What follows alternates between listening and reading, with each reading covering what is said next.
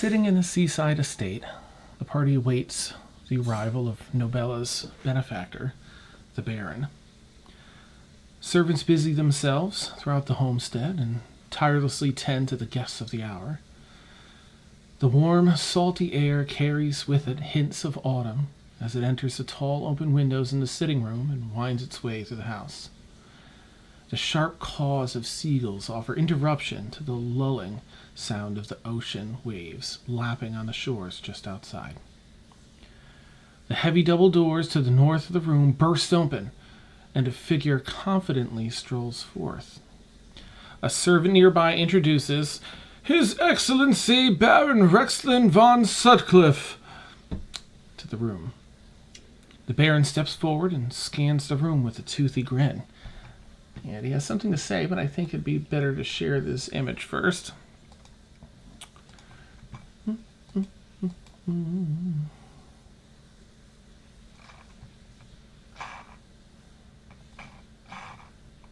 It would be better to share his image first. There we go.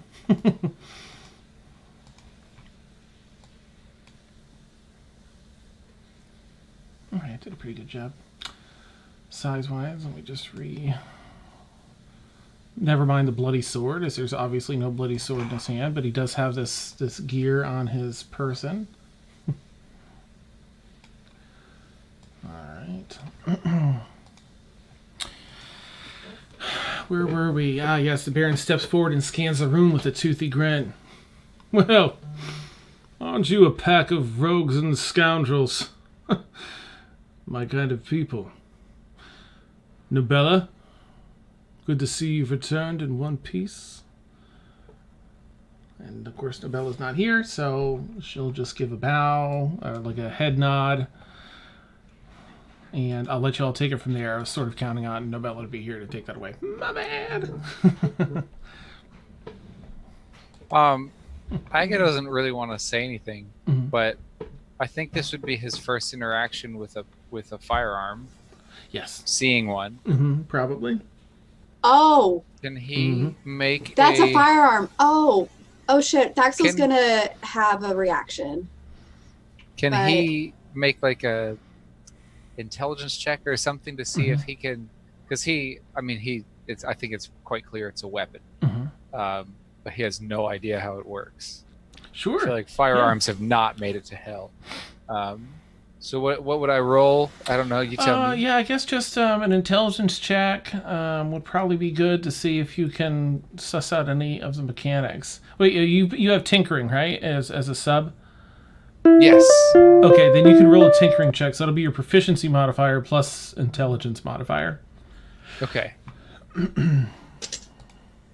Ooh. 14 plus 8 is 22. Okay. Woo! I'm trying to think of what you break down without that. Still, you'd have a pretty good idea, I think. You wouldn't really be too familiar. It's such an enigma, but it's very interesting. Think Aga knows about gunpowder.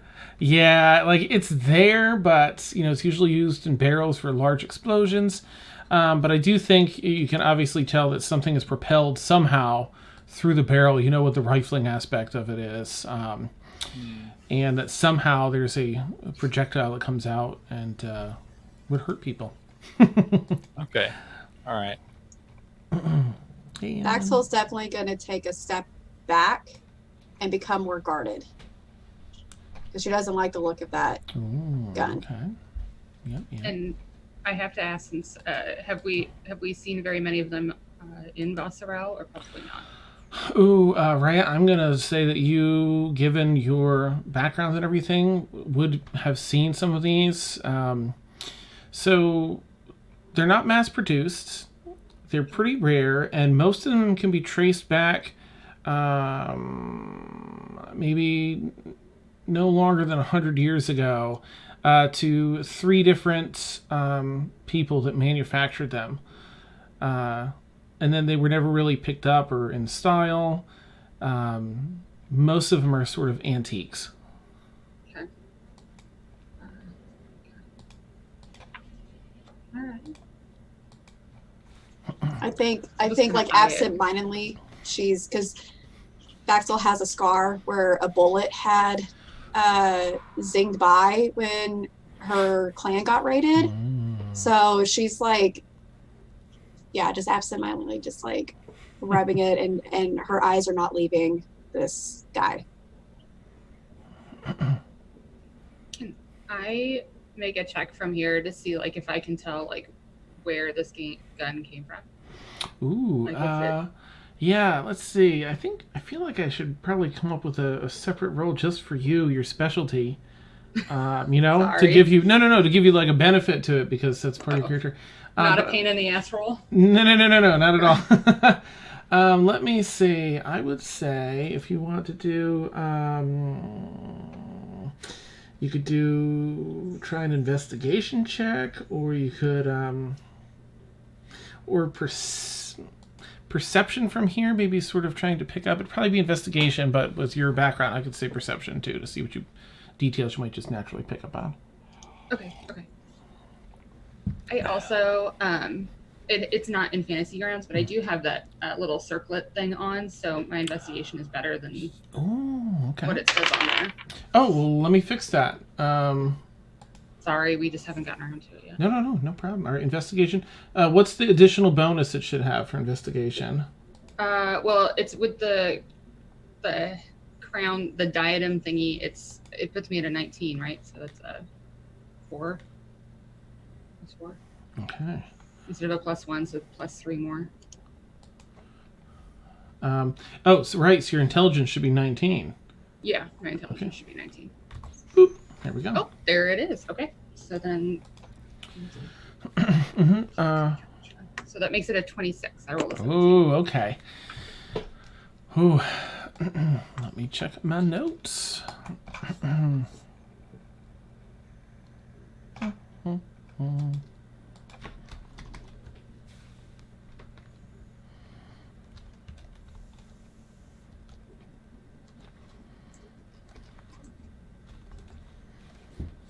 Okay. That is a Fangleburn pistol.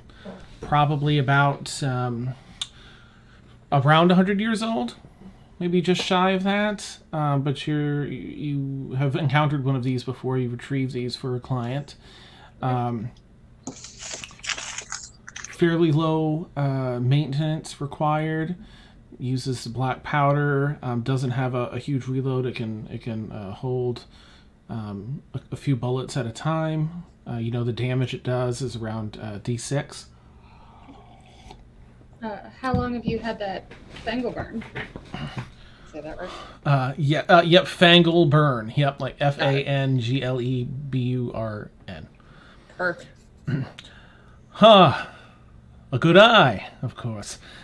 Well, I acquired this about 10 years ago or so. Would you like to take a look? I would love to, if you don't mind. Not one bit.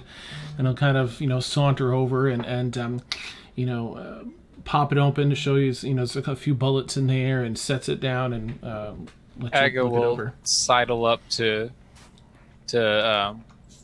Rhea and not say anything, but will intently watch what he's doing and see if he can figure it out. Okay. From what he knows so far of what the mechanic is. With your roll from before, you can definitely, as she's pulling it apart, you see you can smell the powder. You know the smell at least. You see the projectiles in there ready to be fired. Mm-hmm. Took some digging, but I think well worth the money and the time spent. I'm gonna reach my hand forward just a little bit. May I? Of course. And I will try and pull one of the shells out with one of the bullets. Mm-hmm. Okay. And I'll kind of be like, do you know how to make this compound? Yes, well, you're familiar with black powder, yes? No. No. Not in the slightest. Well, used in demolition and such, barrels filled with it and used as an explosive. But if you put it through a certain alchemical process, you can get the potency just right. Very important to add just enough to project the metal sphere here without exploding the device itself. Fascinating. Yes, this is very... They do this on a larger scale? Yes, indeed, they do. There's some made to spread multiple shots at once, bits and pieces, that's close-range combat, and then some that are very powerful, usually used from afar. Would be devastating. That's quite the tool you've got there. He gives a smile. Not the first time I've heard that. I do have a collection if you'd like to see them sometime. I would love to. I don't think that's why we're here. Can we move on past the subject, please? Certainly, yes. I'm kind Nobelle. of wandering around, like staying within probably 10 feet, but just like moseying about wherever we are, just trying to get a layout of the place.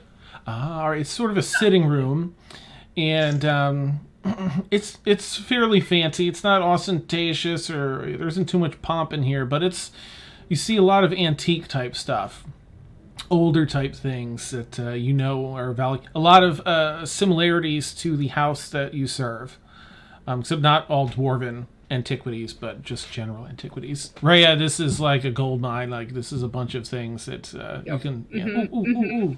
I'm trying to not let my ADHD get a hold of me. Yeah. As low key as Ari can, she wants to do detect magic. Ooh, okay, go for it. You, jeez.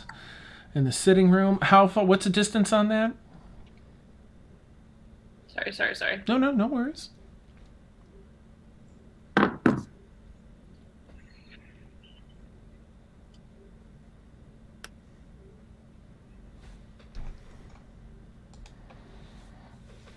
Nope, wrong one. 30 feet within front of me, but I am walking around. Okay. Yeah, even in here, there's magic coming from a number of different items. In here, there's a painting that is emanating magic that lights up, sparks up with your detect magic in your eyesight. There's a number of items on his person. He has what appears to be a saber at his side. He has these gloves on, but the gloves themselves ring. You see maybe some rings or something that are underneath that glow. I thought that like house in general are like protective stuff or maybe attacking stuff. Yeah, it's tough to tell. Just there's so many pings on your radar, but nothing. That's right, because you know the school of magic, right? There is some warding stuff on the exterior of the exterior wall on the outside, just sort of a protective magics. I think that's the extent of what you know, whatever type of magic it is that offers. It lasts for 10 minutes, so if we go in another room, however, she keeps just checking on it. Ah, okay. Neat. It's an interesting armor you have there. Looking to Aga.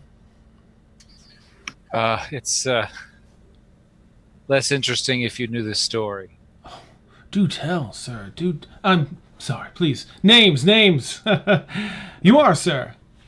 You can call me Aga, and Extend your just hand. leave it at that and shake his hand. Kind of step back and Well hope met. that the conversation will move past my armor. Well met. And you, and he looks to Rhea. Rhea Davenstar. Pleasure to meet you. Davenstar. Ikram, yes? Yes. Your reputation precedes you. I should hope it does. Well, then I must show you more of my collection here. Surely you'll appreciate it. Of course I will. Wonderful. After business, of course. And you, young lady. And he kind of looks over as Ari, makes the way around. Ari. A pleasure. I definitely look older though. I don't. Okay. Sorry. No, anytime she meets new people, assume she's done the disguise self. I should have said. Okay. No, I'll make a note here. Thanks. Okay, so he'll then kind of go over to Thaxel, who's sipping wine. Like, and you, milady. Do you have any alcohol? I most certainly do. What tickles your fancy? Something hard. That I can supply. And he kind of looks over to a servant and a couple snaps of the finger. Let's see. You likely have a fairly strong constitution, yes? Yeah. Something like that. He kind of looks back and forth at the servant who's waiting on his instructions, and he kind of whispers to them, and they run off and get some booze for you. They're going to be a minute, but they're going to bring back something juicy. Cool. Nobella. Of course. And Nobella, I'm so glad you made it back in one piece. Of course I would. Of course. So, what can I do for you, and what can you do for me? Let's discuss. Well, where I come from, deals like that are dangerous. So I like the waters we're in. Yeah. Understood. We are, our friend here, Thaxel, is hunting a certain mage who performed a certain ritual and has attached his soul to something, an object. And we're looking to find it. Nobella says that you're somewhat of an expert, or at least have the right connections. Connections, yes. This is the lich I told you about.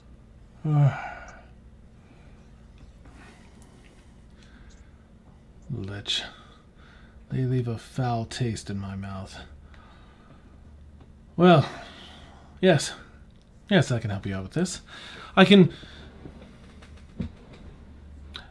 give you the information you need. Or tell you where to get it, at least. And get you there. That sounds expensive. It may be. We all have different needs. Yes? Perhaps We all have different specialties as well. Yes. Perhaps before we went agreeing on anything or saying yes, of course, we'll take whatever it is you have.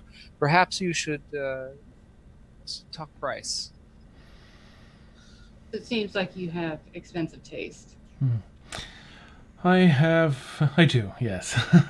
Often expensive. It's putting it mildly. Though sometimes these, more so than the financial cost, they offer a wonderful adventure to track down these delights and procure them. It's a give and take. I have no need for things such as this from all of you, though. First, let me understand the stakes. You have a lich problem. Not a problem. An interest. This is not a thorn in our side. It is simply a loose rope we are hoping to tie off. Have you destroyed the lich already? Once, yes. He was not very difficult to put down. And does the lich know your names or faces? He doesn't know my face. He doesn't know all of our names and faces. Understood. Well, then the lich has retreated to a phylactery. Do you know, how long ago did you dispose of this lich? Long enough for him to reform. It's been over 2 weeks. Yes. More than enough time for him to come back. Well, the bastard would have returned to a phylactery then, created a new body. What we are hoping to do is to try to get right to the source, get straight to the phylactery. Here's what I can offer, and then we'll see what you might be willing to pay. Yes. Now, as some of you may already know, I'm a wizened person such as yourself, and seeing the spell book and such at your side, Aga, he'll point to that. He'll probably point to not an Airy too. Is your ritual book in your jacket, or is it visible? It's in. Okay. You kind of nod to Aga. Phylacteries are incredibly well guarded, as they are the very anchor to the Lich's life. Their location cannot be divined, they cannot be scried. However, I do know of a creature that does have the power to see this. A gynosphinx. And I happen to know right where one is. I have a contact there. I could transport you there. And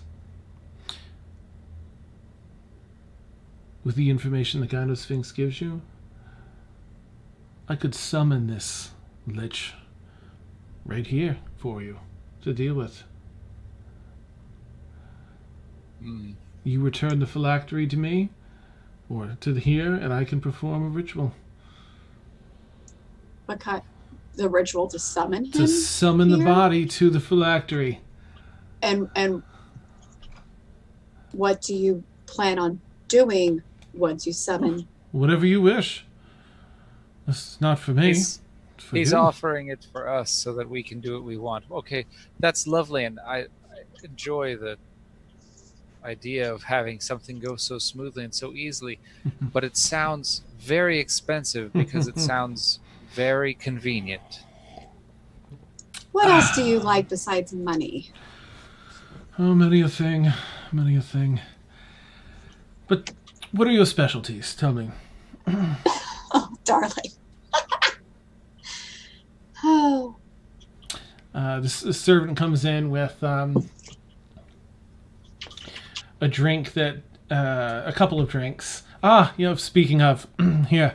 And he sets down the booze and puts them over on a cart. You're all welcome, of course, but be careful. There's your dragon's breath, which you've had before, pours out sort of like a plasma. A Richtengill, which has almost like a murky consistency to it. Greenish black a little bit, and then a third one that has no writing on it, but instead has a drawing of the cosmos. Yeah, she's going for that dragon's breath. Okay. They're in order of strength, so perhaps work your way up. Work my... Oh. Aga was about to walk up and just pour a cup of the cosmos. So cosmos is the most potent? Yes.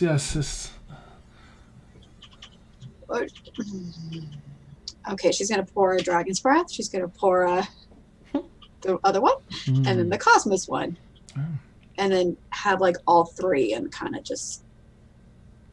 She wants to keep that distance still, but... Yes.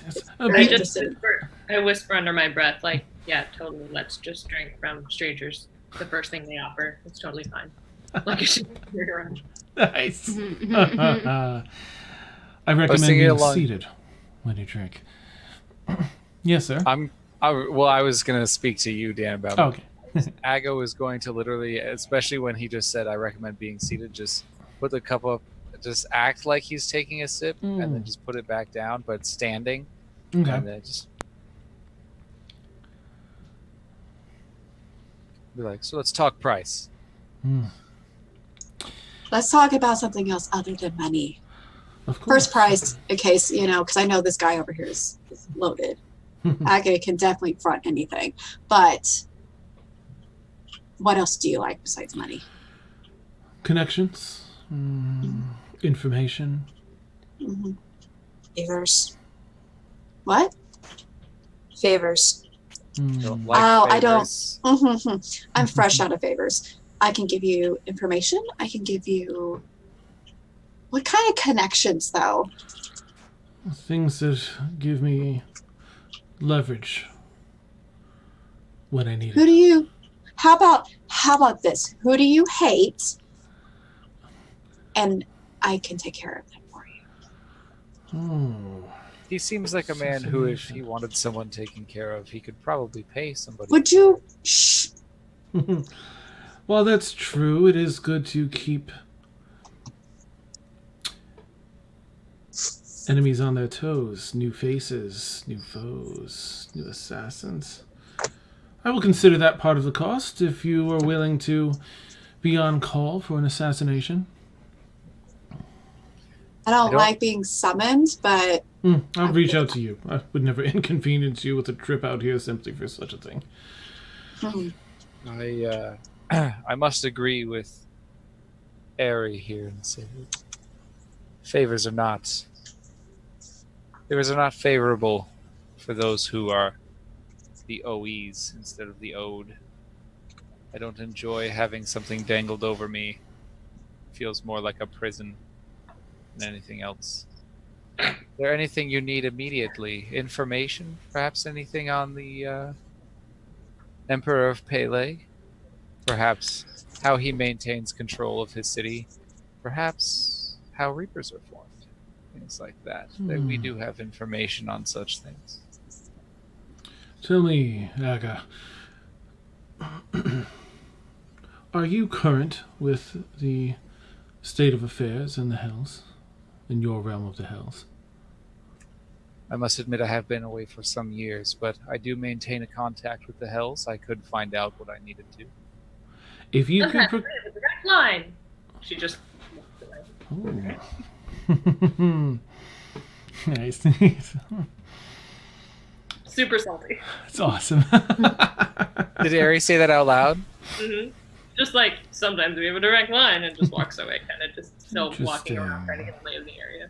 Aga's gonna like helicopter Aerie a little bit in this meeting. Not like imposing by any means, but kind of just like intentionally placing himself like physically between the new person and Aerie. Ah, okay. Well, Aga, if you could procure me a list of who hates who currently and who owes what to whom in your portion of the Hells, I would consider that toward the cost. Would you like to... I'd like for you to clarify something. You've said it twice now. My portion of the Hells. Which is... I see that you serve the Hells still, yes? His symbol is tucked under his armar. It Okay. normally is. Mhm. Yeah, I don't know if that matters or not. I have no idea. In this case, he'll. It's like, you serve the Hells. Yes, I do. Then, whatever your rank and file is up to, judging by the ice, perhaps he names off a few deities, including Mephistopheles. You must know that if I am currently in service of one of the Lords of Hell, that I can't give you information on them specifically. I think the information on Mephistopheles, or whichever your commander is, would change on the daily anyway. I'm more interested in those in between you and the top ones. So you're looking... Okay, I understand. That makes me much more comfortable. A merchant man, not a warlord. Yes. Excellent. Yes, that I can provide. I most definitely. Would not even be difficult. Wonderful. You said towards the price. How much more are we going to owe on top of this? Well, tell me what else you're willing to offer, and I'll tell you if it's an adequate price. Perhaps some pure connections? Certainly you must have your... life in danger for you to be able to summon a lich and take care of it for the world? You know. Bad. I have a dislike for lich, but it's typically not anything that affects me, that I have to deal with. There are plenty of heroes to take care of these in the world. This is all for you. It's going to turn to Thaxel. This is your mess. What are you paying for it?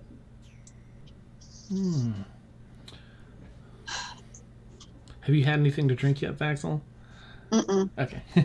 No, she's kind of like peering and like sniffing it, and Nice.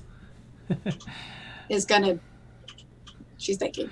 Okay. Oh, so you've got the plasma one. You've got the murky one. I have all three. Okay, and that one kind of looks like a black and green, sort of like a deep green. It's really murky and thick. The Cosmos one is strange in that no matter where the surface goes, it shows little dots and purples and reds like the Cosmos that stay ever present in the same position. They don't move with the liquid. It's like you're peering through it into the Cosmos, probably why it has that picture on it. That's pretty cool. Two things though. Yes. Number one, I'm really good with poisons. Oh. I could make you one if you ever needed a poison. Like, just throwing that out there. And second, because I don't remember if we covered, but where did you get the gun? Oh, this. Oh. Well, it was a rather far-off place. I had to go well below ground. Took a trek through the Underdark itself to find a very old stash of weapons, including this. The others were fine weapons and fetched a pretty coin, but this is what I was after. I actually had to jump several continents seeking the information just to find its location. It was a rather stirring adventure. So that's is there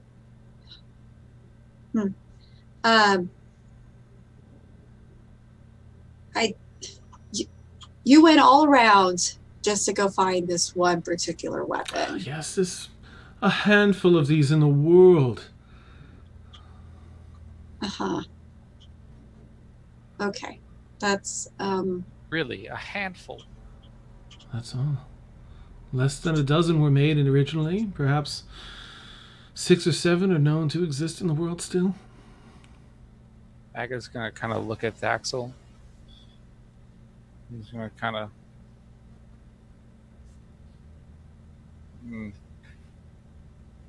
I mean, this is meta speaking here, but I don't know if we should have this conversation in front of him. I don't want him knowing how important it is to you. He'll charge more. Is the gun magic, Dan? This gun is not magic. Yeah, it's not glinting. So, I just wanted to ask, does he seem like, having done a lot of like trades and exchanges, does he seem like he's close to the price that he wants to be at, or? You get the feeling that the information Aga will get him is a good chunk, at least a third, if not half. It kind of depends on what's going to be offered next, the value of it. He's really into seeking leverage, and you would know this type, the information, the leverage. It's what his livelihood kind of relies on. So. he does seem kind of like a collector. Does he seem like the kind of collector that like just wants things to sit around, or does he want a useful collection? You imagine that there's probably a little mixture of both. Some things are just meant to be kind of seen and appreciated. You can tell he appreciates everything. None of it's like, look at my fancy art, because he doesn't have that pompous setup in here. He does appreciate it all and uses some of it. He uses the pistol. You can see it has use. It's not something that he just holds to show off. So it seems that you use that pistol, and there's only a handful left. Judging by the way it's used and the nature of it, it probably will wear itself down over time. Yeah. Would you like me to make it magical so that it doesn't? I shoot Aga a death glare. Well, That would be very interesting. What do you propose, Haga? I am proficient in creating magical items. I'm actually quite good at it. So, You can imagine, serving who I serve, that I'm good at anything I do. very well. It would take some time, and I would have to have the object, but I could make it magical. Then we will make the time. One more small cost, I would say, that you're very near the price that I would agree to. In all my dealings, I make sure that those I'm dealing with truly desire what they ask, that they have a passion for it, that they won't back out and point fingers. I wouldn't shy away from a favor of a particular nature. I wouldn't. I'll give you one assassination on this plane of no one that is under my protection within a year. It's the one person I keep any material possessions they have that I desire. Now, if this goes well, this could be a really good connection between your, I guess I was going to say family. I guess it's just you, but your business and my own. Yes. Yes. I realize those restrictions are a little bit harder on an assassination, but it's the first one. Building a bridge with the Davin stars is a very high value indeed. A magical pistol. Yes, I would agree to these terms. The pistol to be made before you set off. I would like to say, you seemed to have decided that price was high enough for you quite quickly. The Davin Stars, from what I understand, are a large family, quite large, and probably have a spanning ability to get you the information that you need in the future that others would provide for you now. So it seems that this is an investment that will pay off much more over time. I hope I so. would like to ask in return that we get to hold a favor as well as getting this assistance with this lich. We may need some help in the future at an undetermined time for information, perhaps transport, perhaps another magical ritual of not a large consequence. Nothing huge, but I would like a favor, and you seemed quick to accept the terms, which means I think the Davin Stars mean more to you than you'd like for us to think. Make a persuasion check if you would. Can I make an insight check on the Baron based on what Aga's like calling him out on? Can I roll at advantage because I was going off of what Rhea said? It's cool. Okay. Roll 20. Ooh, nice. Okay. Sorry. 19. Okay. And a 7. So I'm really glad I had the advantage. Wait. Persuasion. Oh, I'm persuasive. It's a 23. Okay, 23 and a 24 in total for Rhea? No, 30. That's a 31. 31! Heyo. Oh my gosh, amazing. Heyo. Okay. Good God. So as far as Aga, you seem very persuasive. Rhea, your insight, he did perk up very much so at the idea of building a bridge with the Davin Stars. Okay. It does seem, legitimate. You're on, the other, sort of the opposite side of this continent, and you hold a lot of sway over Xangard and what the port city up there, what goes on. So, and Ikram itself is a very wealthy city. I don't do deals for indeterminate terms. I will say that I will hold court with you regarding a favor in the future. I can't perceive any ritual or deed I would not be able to manage for you, but I reserve the right to turn it down if it conflicts with my own needs. Well, of course. I would like to say that I think that our next step after handling this Bray Revis, is we're going after one. Oh, what was McGregor's first name? Ronan. Not Ronan. Butthole? McGregor and Revis, Bray Revis, and I haven't said his first name in so long I can't even remember it. Is it not Ronan? No, Ronan is the female that I'm hunting for her soul. Mm. That's Oh, right. Hold on. I will get it for you in just a moment. I know. I have it in my notes. I just don't So he would say, remember it. he would say the next person of interest is his business partner, so and so. It is Ronan. Oh, there you go. Yeah. It is. Yeah. Oh, so there's. I was Oh, right. Dan, you little. Oh, anyway, that's who we are after afterwards, see. and if you could drudge up any information on him, that may be a small part of the next favor. Very, very small part, because if we can add anybody that is tied to both McGregor and Revis, that would be splendid. Literally anything we could do to topple the organization they've built. Understood. Pretty much anybody that I can get my hands on and kill. Wonderful.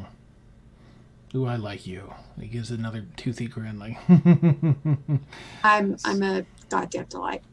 Indeed. You'll find the queen is full of passion in this particular subject. He'll turn over to Aerie and would you like a tour? Oh, yes. Lovely. He kind of waves over one of the servants. I'm sorry, not the servants. He waves over to Nobella, please.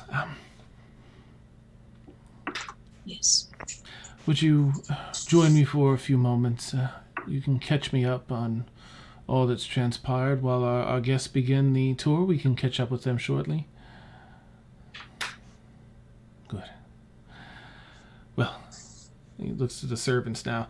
See to it that their every need is tended to. And I will join you all, Nobella and I, in 5 or 10 minutes or so. It's a modest estate. Oh, sorry. No, go ahead.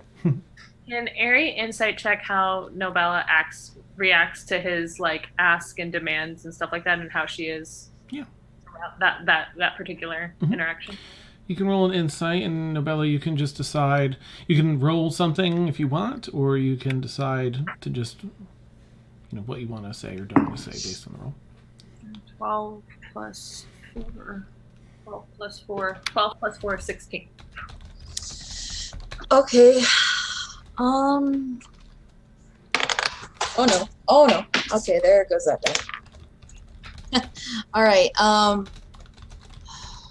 When he's talking about making a connection with the Davin stars, you see her normal grin, it turns into a straight up smirk. So it's she clearly knows something. But most of the time she's got a neutral expression. She's staying out of the conversation, just like this isn't, I'm not a part of this right now. And when he asks you, specifically when he's come with me, fill me in, almost like a commander question. She just nods and will go along. Okay. No resistance, no irritation or anything, just kind of I've been asked to do this, so I'm going to go do this. Okay. He's going to walk aside with you, Nobella. The servants will kind of come around and see what the rest of you need and begin the tour through the estate. Rhea will turn to Thaxel and say, "That's 2 favors now." And then start following Aerie for the tour. That he owes us 2 favors? No, sweetheart, that you owe me. I can, oh my God. Mm-hmm. Would you like a drink? I think you've seen how I drink. I'll stick to my wine, but I do appreciate the offer. Yeah. I hand one of the drinks over to the servant. Drink that real quick. I won't tell. It's okay. You know you want to do it. Please. Which one is it? The dragon's breath. Okay. All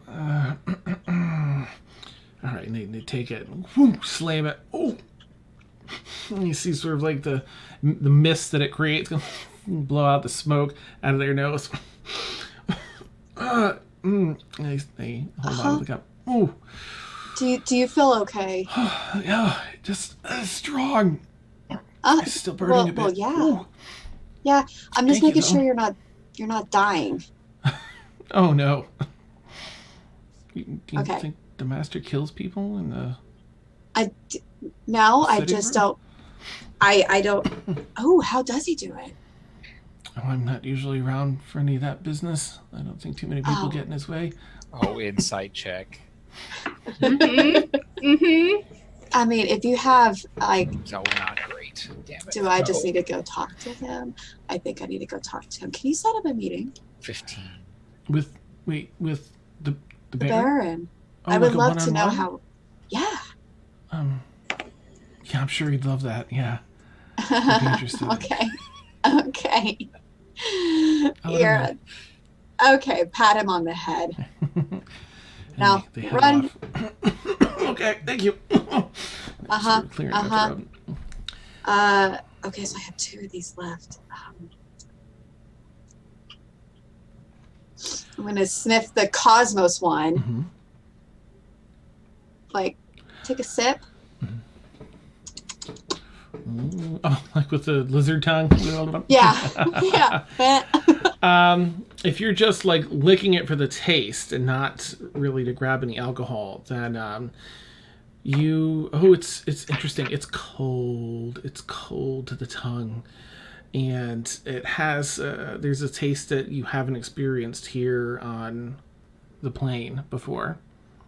It's not anything you can equate it to. I take a little drink. Okay. I'm not shooting it, but I'm taking a little drink. Okay. Make Constitution save with disadvantage, if you would. Even with a sip, it's pretty potent stuff. Mm-hmm. That's why Ray is not drinking it.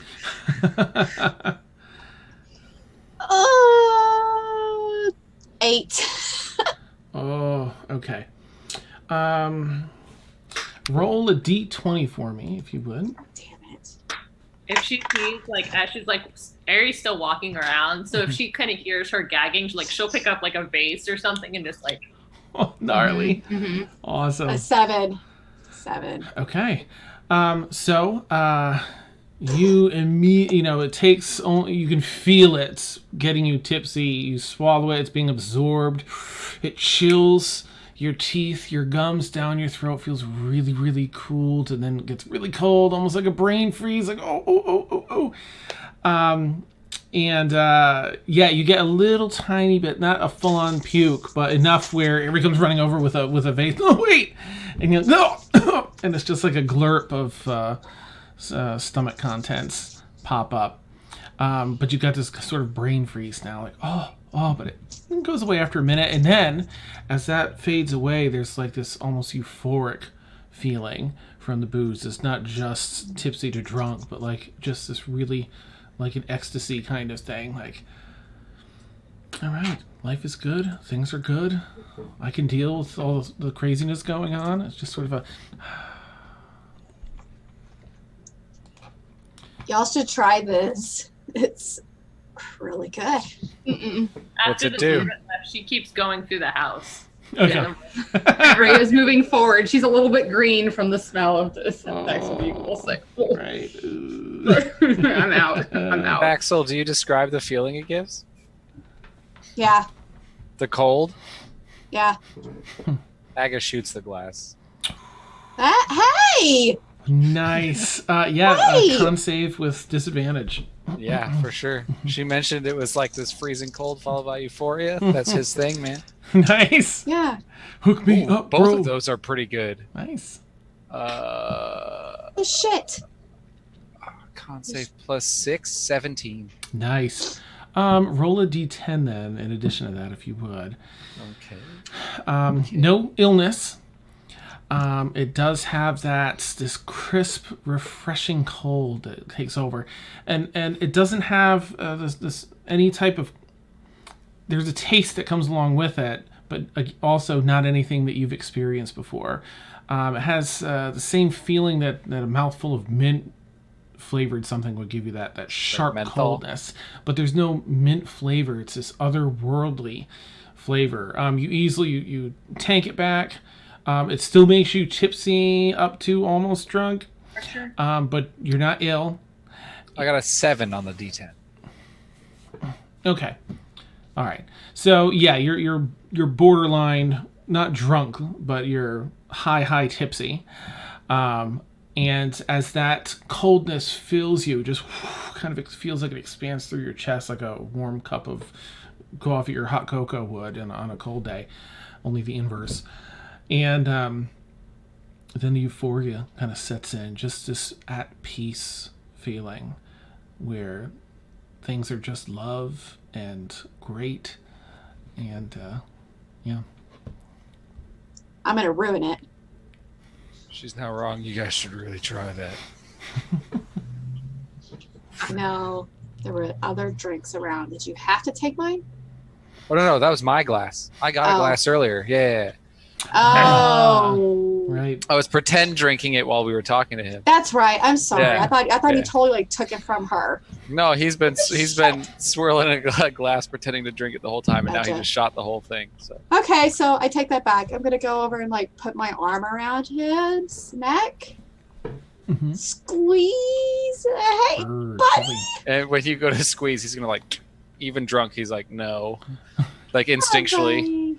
I'm not what. It's okay. We're friends. Oh, yep, And he's gonna really slow, Can I give you a word of advice though? New people don't know me, right? Right. Okay. You don't know my name until I say something. Right. Okay. You want to take another shot? Oh my gosh. No, I think 1 is good. Okay. Serve it. Drink Yes. this. I'm gonna hand it off to her and walk away. Oh, they don't. They just set it down. They're like. I'm gonna look at her and be like, "Good plan." The servant, putting it down, nightcap. Good plan. All right. So you begin getting the tour areas. You keep up your detect magic.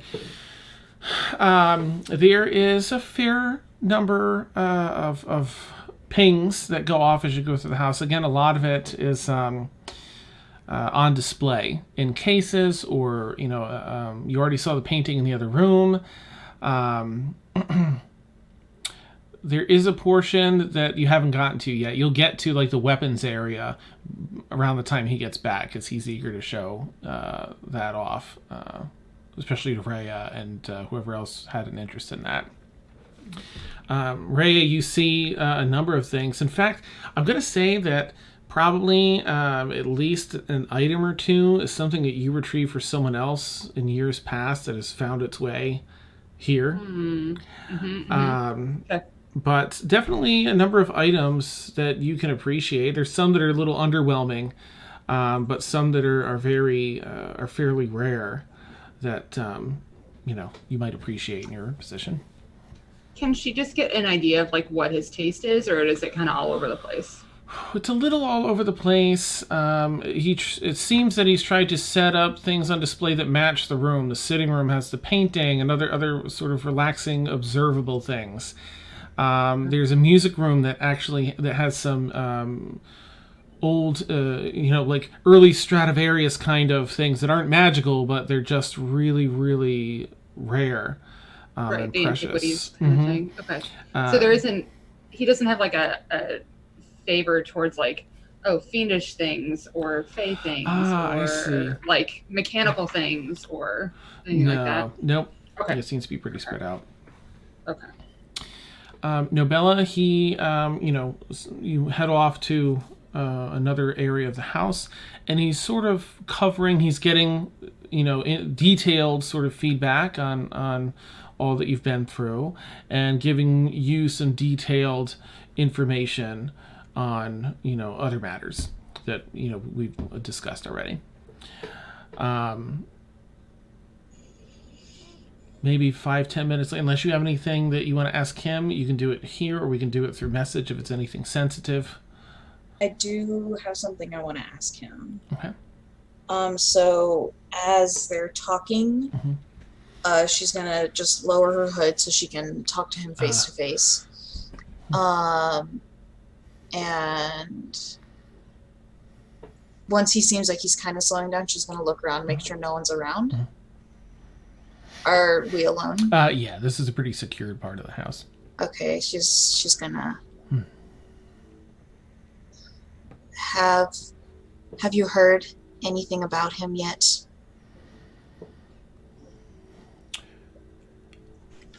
Yes and no. I've heard something, but it's as yet unsubstantiated. I'm seeking confirmation from another source. So infuriating. It shouldn't be this hard to find. Yes, I agree. What about, and she'll look down at her hands and look up at him. What about my next step? Yes, I think perhaps you're due for a bit of a recharge, yes? Yeah. Is that almost... I need more power, Baron. I can't do this without more.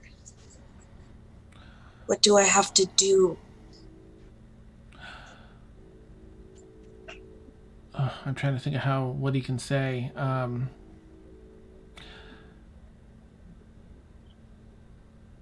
You will get more power. I always follow through, don't I? Yes. I'm not doubting you. I'm more frustrated at my feels like inability to do anything. You know? You were in a weakened state, yes. Soon I will make good on my end of the bargain, and you will have your vitality returned. All right. Thank you. Of course. I'll make sure that you get everything that you need. Wonderful. And I will do the same for you, my dear. And I'll message you like what he does to re-energize your stuff. So, and after that sort of wraps up, I'm like, yes, let's rejoin your new compatriots. And they're interesting ones, aren't they? they are. Yes, I think this will be very fruitful. It's not exactly what you expected, huh? No. It's rare to find like people. Yes, like-minded. It very much is. Wonderful. And I hope they give you what you need. I hope so too. This seems promising.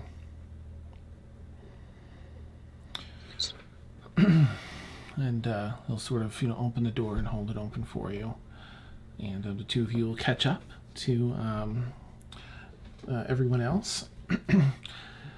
Just as you're nearing the armory display section, which is sort of the only room that's not a normal livable space that's decorated with things. It's actually like a bit of a vault that has a number of these pieces of armor and different weaponry in there. Yes.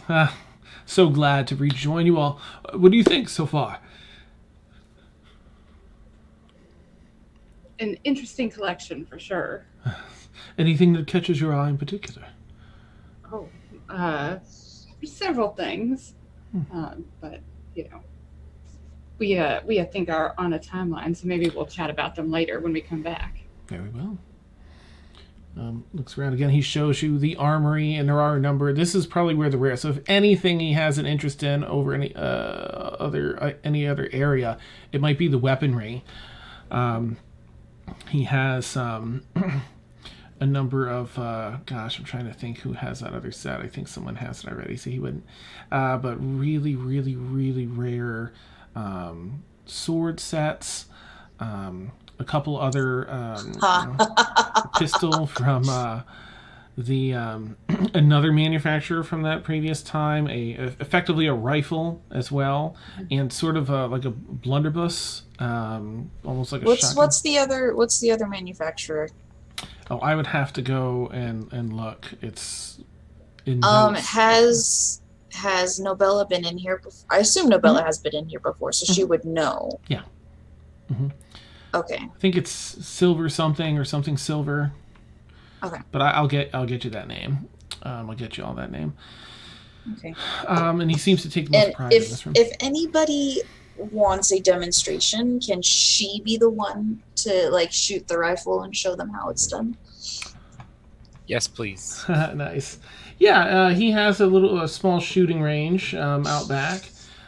So we'll say that you get the rest of the tour. You ask for that, and he brings a couple of weapons out, and maybe one of each: the pistol, the rifle, and the shotgunny blunderbuss. Aga's going to ask which one he wants enchanted and ask specifically for a demonstration from that weapon. Okay. He goes for the rifle, I think. Axel standing is going to be nowhere near this shooting range. Okay. Which reminds me, if I have a moment, can I talk to Thaxel during our tour of the grounds? You can retcon that. Go for it. You seem uncomfortable around the gun. Yeah. It's a very deadly weapon. It's a tool, like anything else. Mm-hmm. You've never been around one, right? No. I imagine I can see how it works. Probably blow somebody's brains out. Right, yeah. One of those almost killed me. So, in a couple of those things that they lodged and signed actually did kill members of my family, along with flaming arrows and stuff like that. Like this. So she's going to point to the scar on her shoulder. That was the only warning I got when they came and killed my family. So I'd rather not be anywhere near it, if you don't mind. It's fine. Mm-hmm. Just wanted to understand. Yeah. Yeah. Do you have to go make it more powerful for him? I guess you'll just have to trust me this time. Yeah, that's really hard when you're making an already deadly weapon even more deadlier. You're right. Mm-hmm. Once we have the power to call Revis to us, you will be more deadly. And then he's going to walk away. Okay. I am walking away somewhere else. Okay. You sort of, continue on through the tour. Ultimately, you get to weapon room. Everyone gets outside.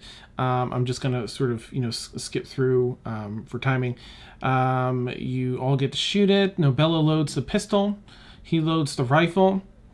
And just as a point for people who are paying attention to Nobella, she is very comfortable and knowledgeable about the firearms.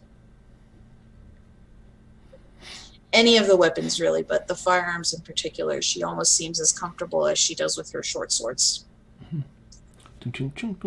Pops it. I'm curious. Does anybody here? I can only make somebody go silent, but I know people have powers to make like a silent dome. Does anybody here can do that? I want to test something. I can. You can? Mm-hmm. What are you trying to do? Large, 20 foot. The biggest dome you could make. Oh, let me see how big I can do it. I gotta look up the spell. Hold, please.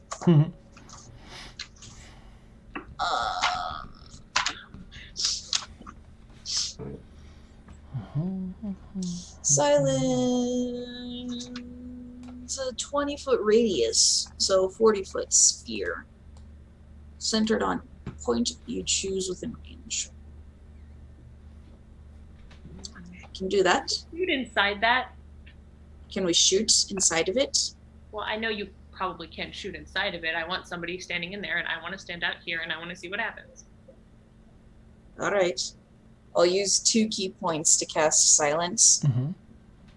And then I'll go ahead and get the rifle and then shoot. I put Aga inside the dome while I'm inside the dome. I was like testing behind her. Nice. But I trust him. Testing. So she's gonna just center it on herself basically, and then she's gonna just do 3 quick shots in succession, one with each of them. I'm pretty sure that'll silence it outside. I think it silences what's in there, so that there's nothing to emanate from it. So, I think outside you wouldn't hear anything. I think inside you wouldn't hear anything either. I think it just completely mutes the sound. No, let's see. No sound can be created within or pass through the sphere. Any creature object inside is immune to thunder damage, and creatures are deafened while entirely inside it. So after she does it, I don't hear anything outside the dome. I don't hear the gunshot. Correct. No gunshot. You don't hear any sounds. I pull Aga out, like drag him back out. Did you hear it? Inside? Okay. She wanders away. Nice. So you go through and you get offers to anyone that wants to shoot. So Aga and Rhea are there. There's a close target for the blunderbuss, one really far away for the rifle, and then one moderately, in between those two, all in different lanes. Third one for the pistol. Would any of you care to? How big are the trigger guards? Can I fit a gauntleted finger in there? Let me see. Probably not on the pistol. The rifle has sort of an open guard. It just kind of hangs in the front, and there's probably enough space between that to sneak that in, yeah. What about the blunderbuss? That one I think you'd be able to do with ease, yeah. Mm-hmm. Okay. Then Aga will try the blunderbuss just to get a feel for it. Okay, there's this almost like a pouch of material you drop in there to load up. And you fire that. Nobelle will be the one doing the reloading and everything for everybody. And she will show everyone how it works. Nice. So that nobody blows their faces off. But you do like a knowledgeable breakdown of like this is how it works and stuff? I mean, she'll be like, okay, you pull this to shoot. This is how you reload. And if Aga's like, well, where's the mechanism that sets it off, and how does this work? Like, will Nobelle have the answers? Do I need to make a roll for that, Dan, or because I think I know that? No, what part? Sorry. How looking for like works. the firing pin and like I'm thinking of her past, and I'm trying to recall if I ever actually figured that out. Yeah, you kind of understand the operations and aiming and stuff, but not all of the not the nitty gritty just yet. Mm-hmm. Okay. All right. I don't exactly know how it works. I just know that it does. That is a thing that I was studying a long time ago. My Well, if I'm memory's going still to be too much for enchanted. that. So, Oh, that's fair. If I'm going to be enchanting one, I'm going to have to figure it out though. And if they'll let me, I'm going to spend some time tinkering with the rifle, unless somebody wants to shoot it. He's actually going to, after, again, just to sort of make sure we get where we need to at the end, he goes through and calls everyone inside. He's going to set you up, Aga, because he wants that done before you bounce, with other people that can cast, having a rough idea of how artificing works. He's going to give you all the support you need. So you probably get, I don't know what you're looking, what is it, he's going to ask what you're looking to imbue it with, what type of magic.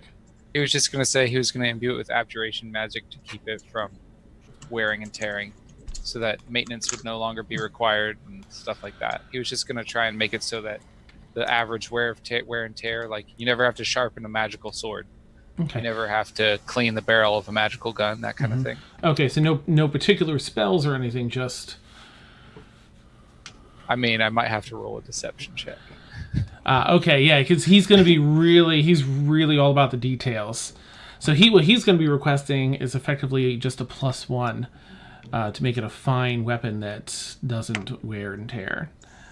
And he's going to insist that you use the at least 5 casters of his own in the process. Okay.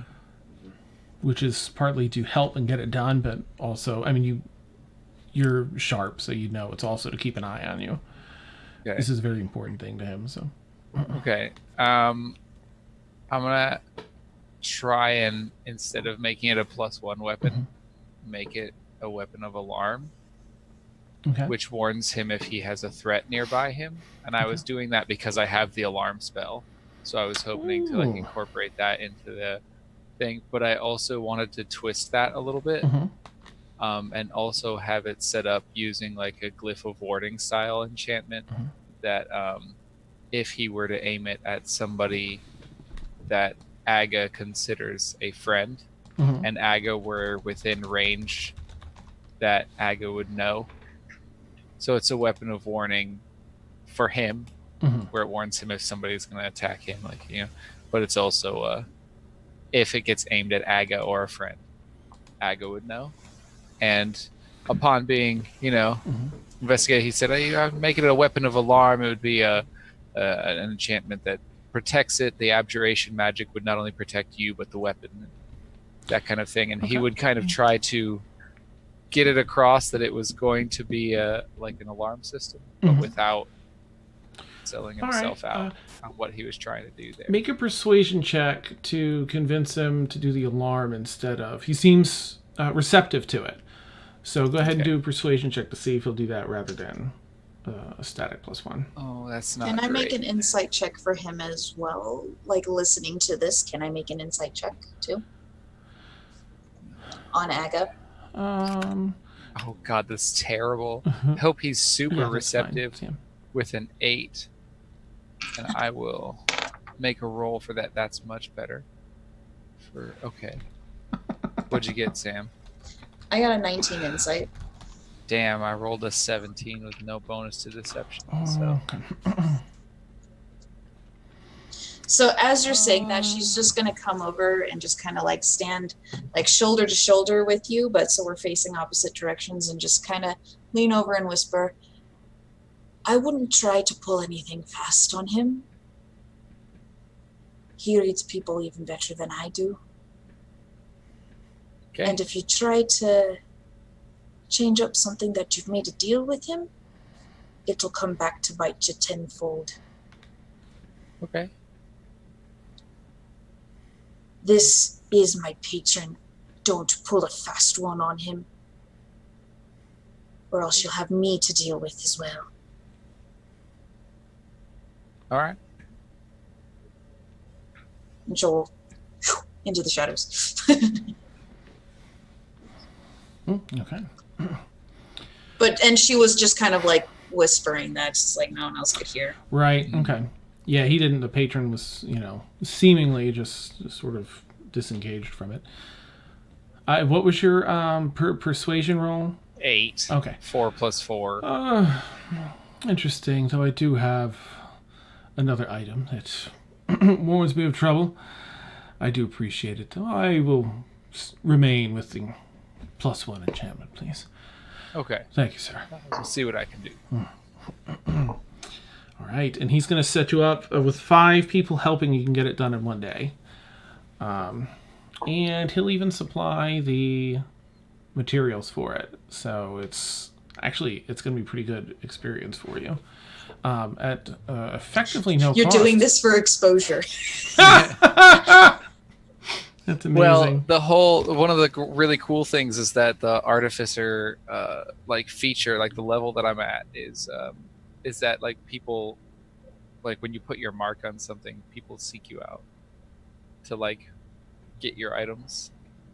I had enough XP for that, so he's actually going to have like a pretty valuable item when I'm done with it. Nice. Okay.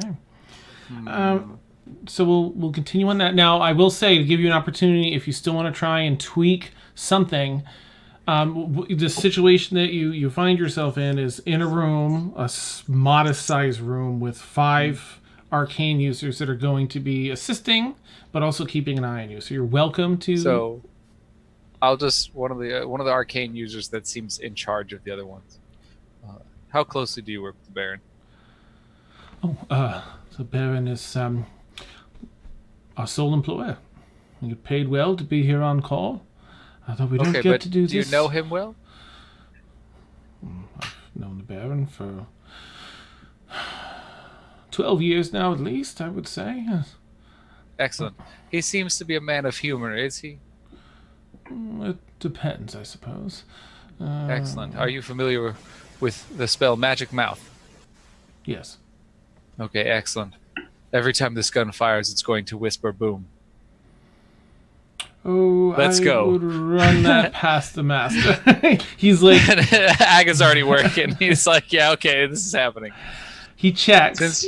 Since he got, shut down on what he wanted to do, he's going to at least troll him a little bit. So only because the Baron is so strict and these people get paid really comfortable lifestyles here to make sure they're doing it. If they he'll chuckle, but if he sees you actually doing it, he'll definitely prompt you to stop. And if you don't, he'll definitely have to go and tell the Baron. I mean, he can tell the Baron it's gonna whisper boom when he shoots it. So Aga's like, okay, yeah, go tell him. Go ahead. Okay. But he's gonna put the enchantment on there just for fun, and it's just gonna be like every time he fires the gun, it's just gonna be real quiet little like. Let me roll for the Baron then. He likes to keep it, and I do like fun things. I'm definitely not just trying. Well, you know what? Baron is not as busy because he rolled a 1, so it got lost in the process of things. So you finish the gun, you get it done in 8 hours time, and it's all set. And again, just to sort of tweak ahead a little bit, he's going to set you up. He will come back and let everyone. I don't know. Do y'all want to rest before you go, or are y'all eager to go tonight to this place? Does he have a library?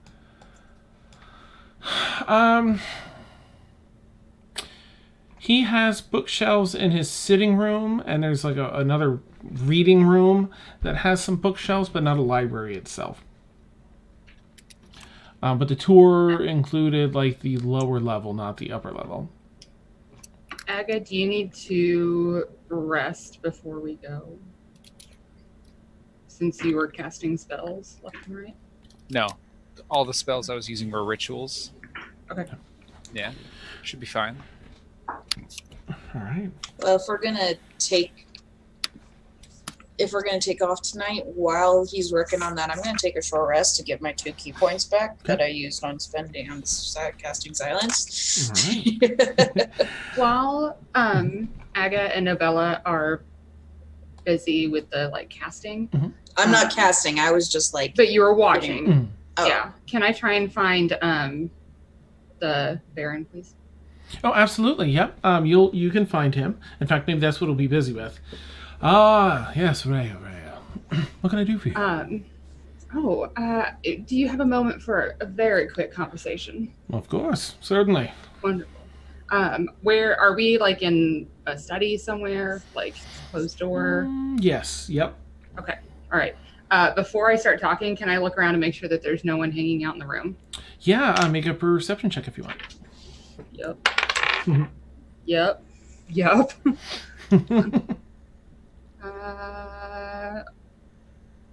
It's just 25.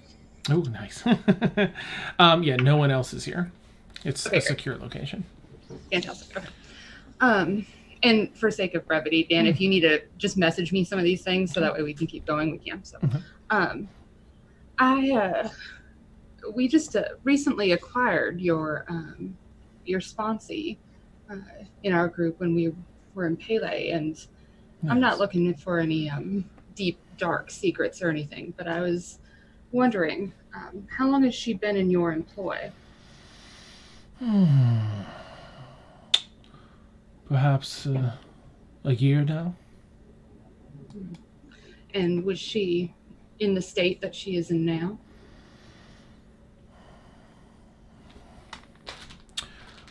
Let me just do a roll for him because he's all about keeping info tight, but also being diplomatic and things.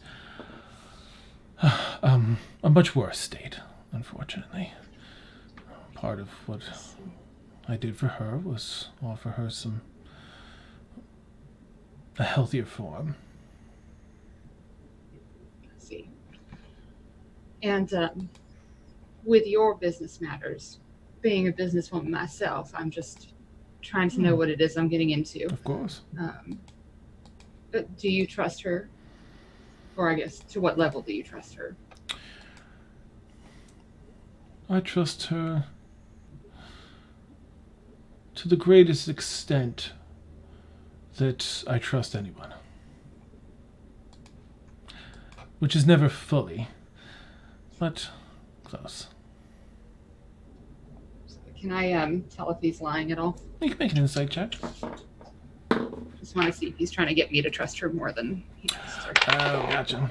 Yeah. Okay, so that's a 19 plus insight. So 20 dirty 30. A dirty 30, that's fantastic. I love it. Yeah, he seems to feel very confident that Nobella is all about what she her relationship with him is what it is. Is as it is. Last question about her. Of course. Is there anything in her past that you know of that would conflict with the things that you know about me and my family? No, I don't think so.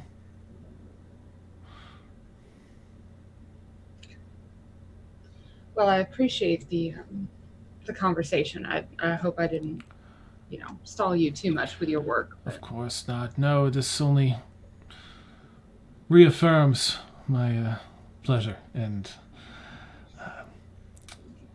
making this acquaintance, building this bridge. Yes, I think it could be beneficial for both of us. I agree. Okay,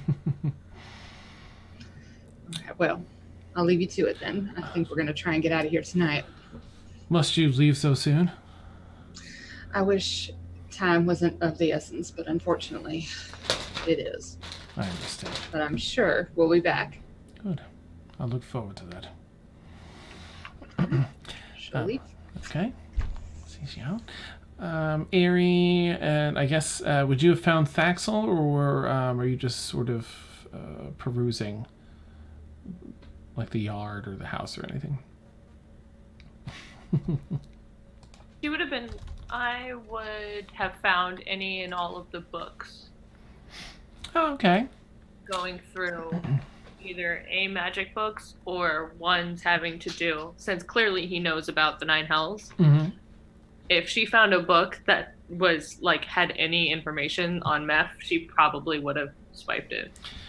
You'll probably find with it, you've got effectively a whole day to look. So a lot of these books are old. There's certain sections that are like first editions, and little sets of gloves to put on if you're, to handle the books.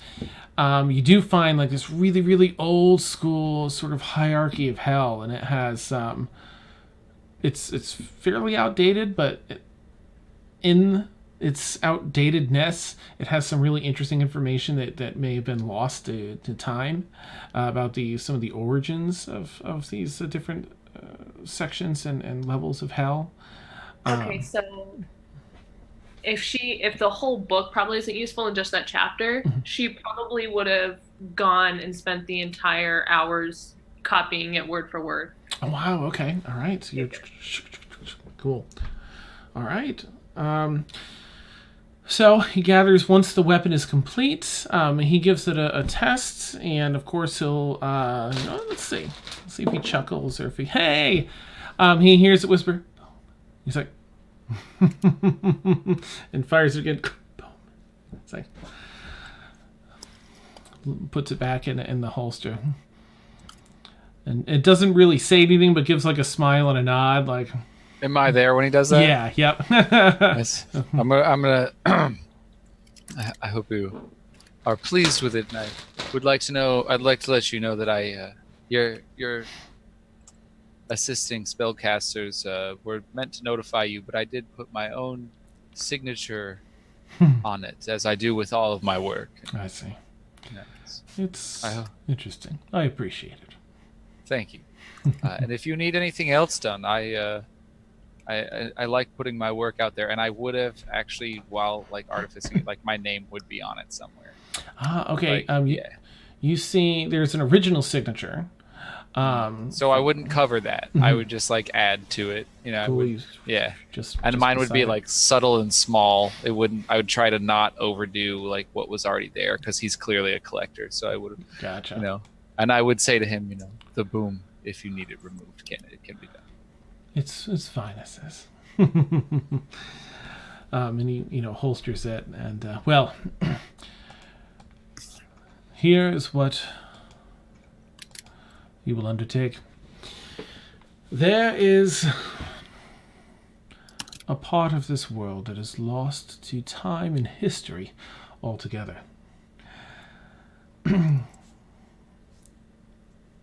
A grand city, an advanced civilization, the city of Iverness,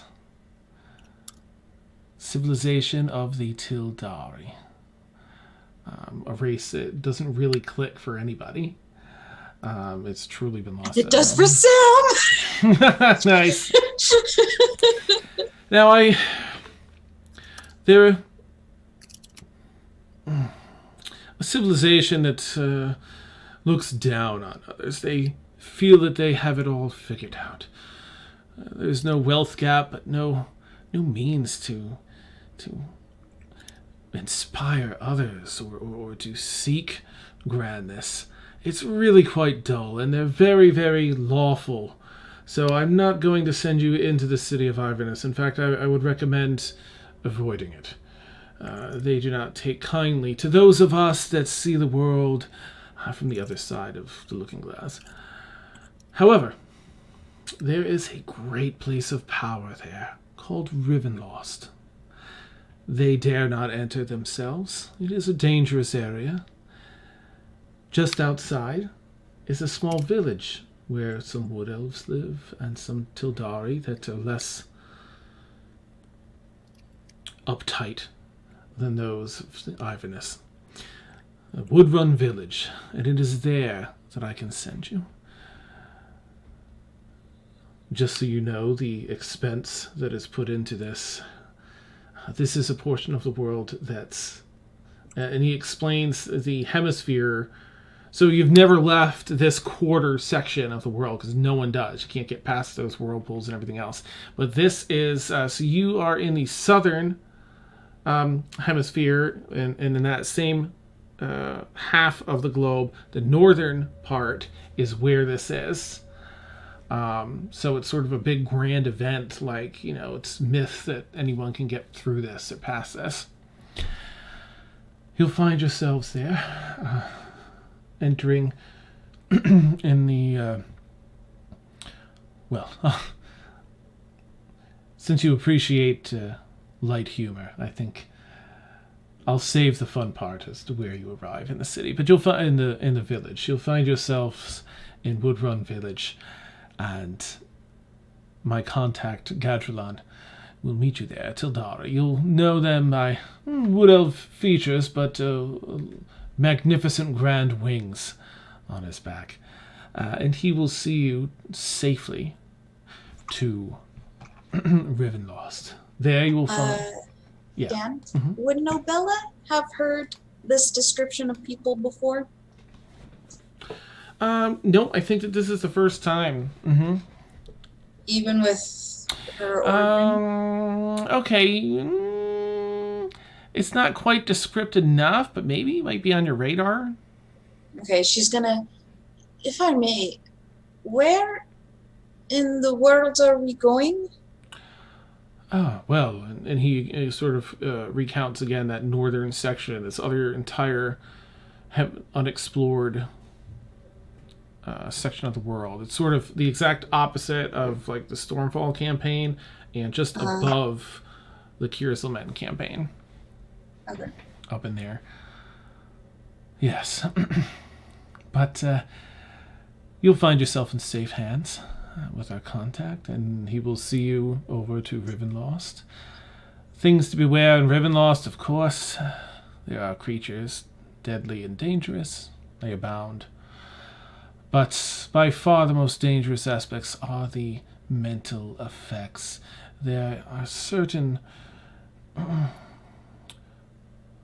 fogs, miasma, that creep through winds from a different plane, that breeze through different portions, and can make you lose your mind. So be careful. Watch one You're another. referring to the astral winds? Familiar. Interesting. Yes, yes. Any sudden changes in behavior? Be wary. Winds may be at play. Watch out for one another. How long will we be traveling through these areas exposed? Instant travel to Woodrun village. Perhaps 10-minute walk up to Rivenlost, the entrance of Rivenlost. And, I myself haven't been into Rivenlost. I know of it. I've hoped to enter, but I've not found the time just yet. Do you happen to have anything that could possibly help us with these mental defenses? Alas, I don't. I do, as long as we're stationary. Very good. Wonderful. I like to be as prepared as possible before I venture somewhere. But I know you're in a rush. But a sturdy crew, certainly. A mere challenge for the likes of you. Find your way to the Gynosphinx, but beware. The Gynosphinx will answer 3 questions only. I care not what the other questions are, but what your questions are, but if you seek my assistance, you'll need to find a location. Ask for the location of the phylactery as at least one of your questions. 3 questions per person? Period. All who stand before the great Gynosphinx will receive 3 questions amongst them. So it sounds like we just need to approach them one at a time. You could try. Well, this type of transport is a little different than your normal teleport. Getting through the barriers is a bit difficult. So I would suggest that everyone take a moment and use the bathroom before taking this journey, as you do not want to empty your bladders, void your bladders, and or otherwise in the process. And with that, we'll take our bio break. So for those who don't know, we take an 8 to 10 minute bio break, and then we'll be back, and we'll get zapped over to the other side of the world. Woo! Daxel wants to do one thing before she gets zapped, but we'll do it when we come back. Nice. I need some more booze coffee. So, catch you all shortly. Huh? Buffy? Boofy? Yes, coffee. Irish coffee good. Nice. I'm going to keep our audio on. I'm just going to put up our BRB signs. So, all right, catch you shortly. Ooh. My legs.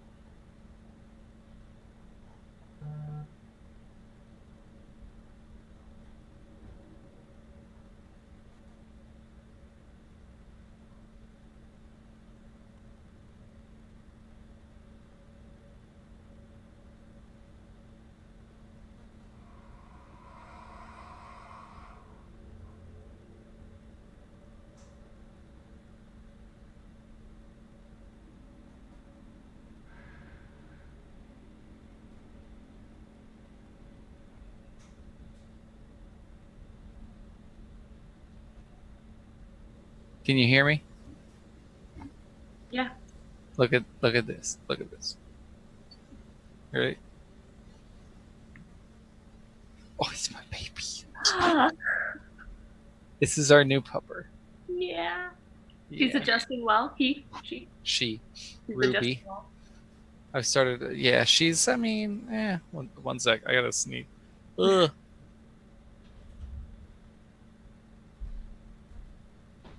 She's. We think that the rescue that had her before didn't like yelled at her when she went to the bathroom a lot because she's like scared to go to the bathroom in front of people. So potty training and house training and stuff has been pretty difficult. Saturday night, I felt terrible because I was off playing Call of Cthulhu with Victoria. Oh my god! Like, my girlfriend came home.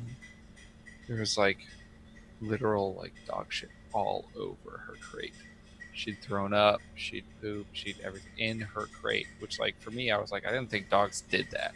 Yeah, it's very rare that they do it. So she must. Yeah, it's. Yeah, it's got to be some kind of anxiety or something. Yeah. But other than that, she plays with Sophie and she runs around and she's pretty good at learning commands and listening and stuff. And she sticks to us like glue. Like, I walked her twice today without a leash, so That's awesome.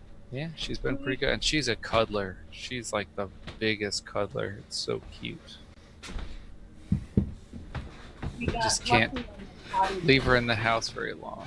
Yeah. What'd you say? Yeah, that might have to do, like, kind of treat her as a puppy, where it's like start with every like 2 or 3 hours, like if you can, and prepare for work, and reward when she goes out. Like, as soon as she goes potty, like, reward her for going potty outside. Like that's what we did, but we got super lucky. He pretty much potty trained himself by like 14 weeks. It was crazy. Yeah, that is really fast. But Vic's mom is a animal behaviorist, and when she's in town, she's going to come see her. Oh, nice. See if she can help out or anything. So far, I've gotten her to go to the bathroom outside in front of me once.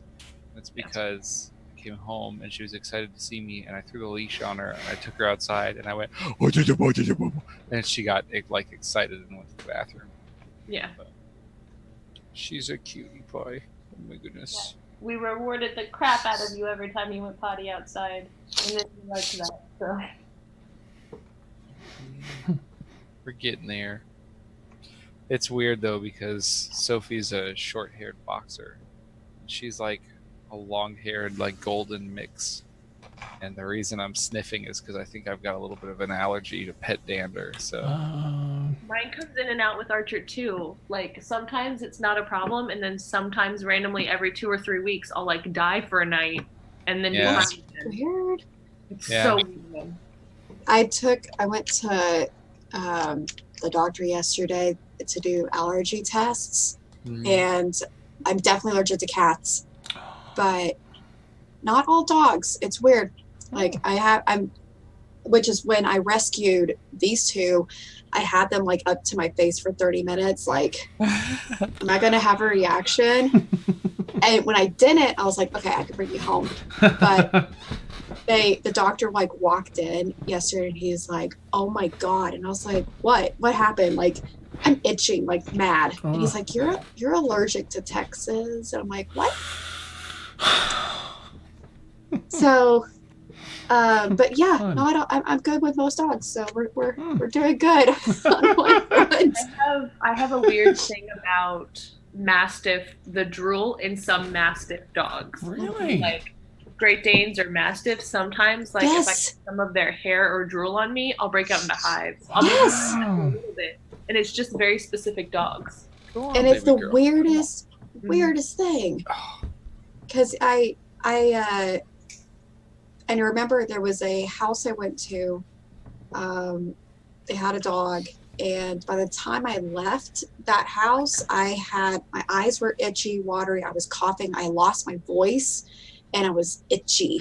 And I was like this. What? I don't know.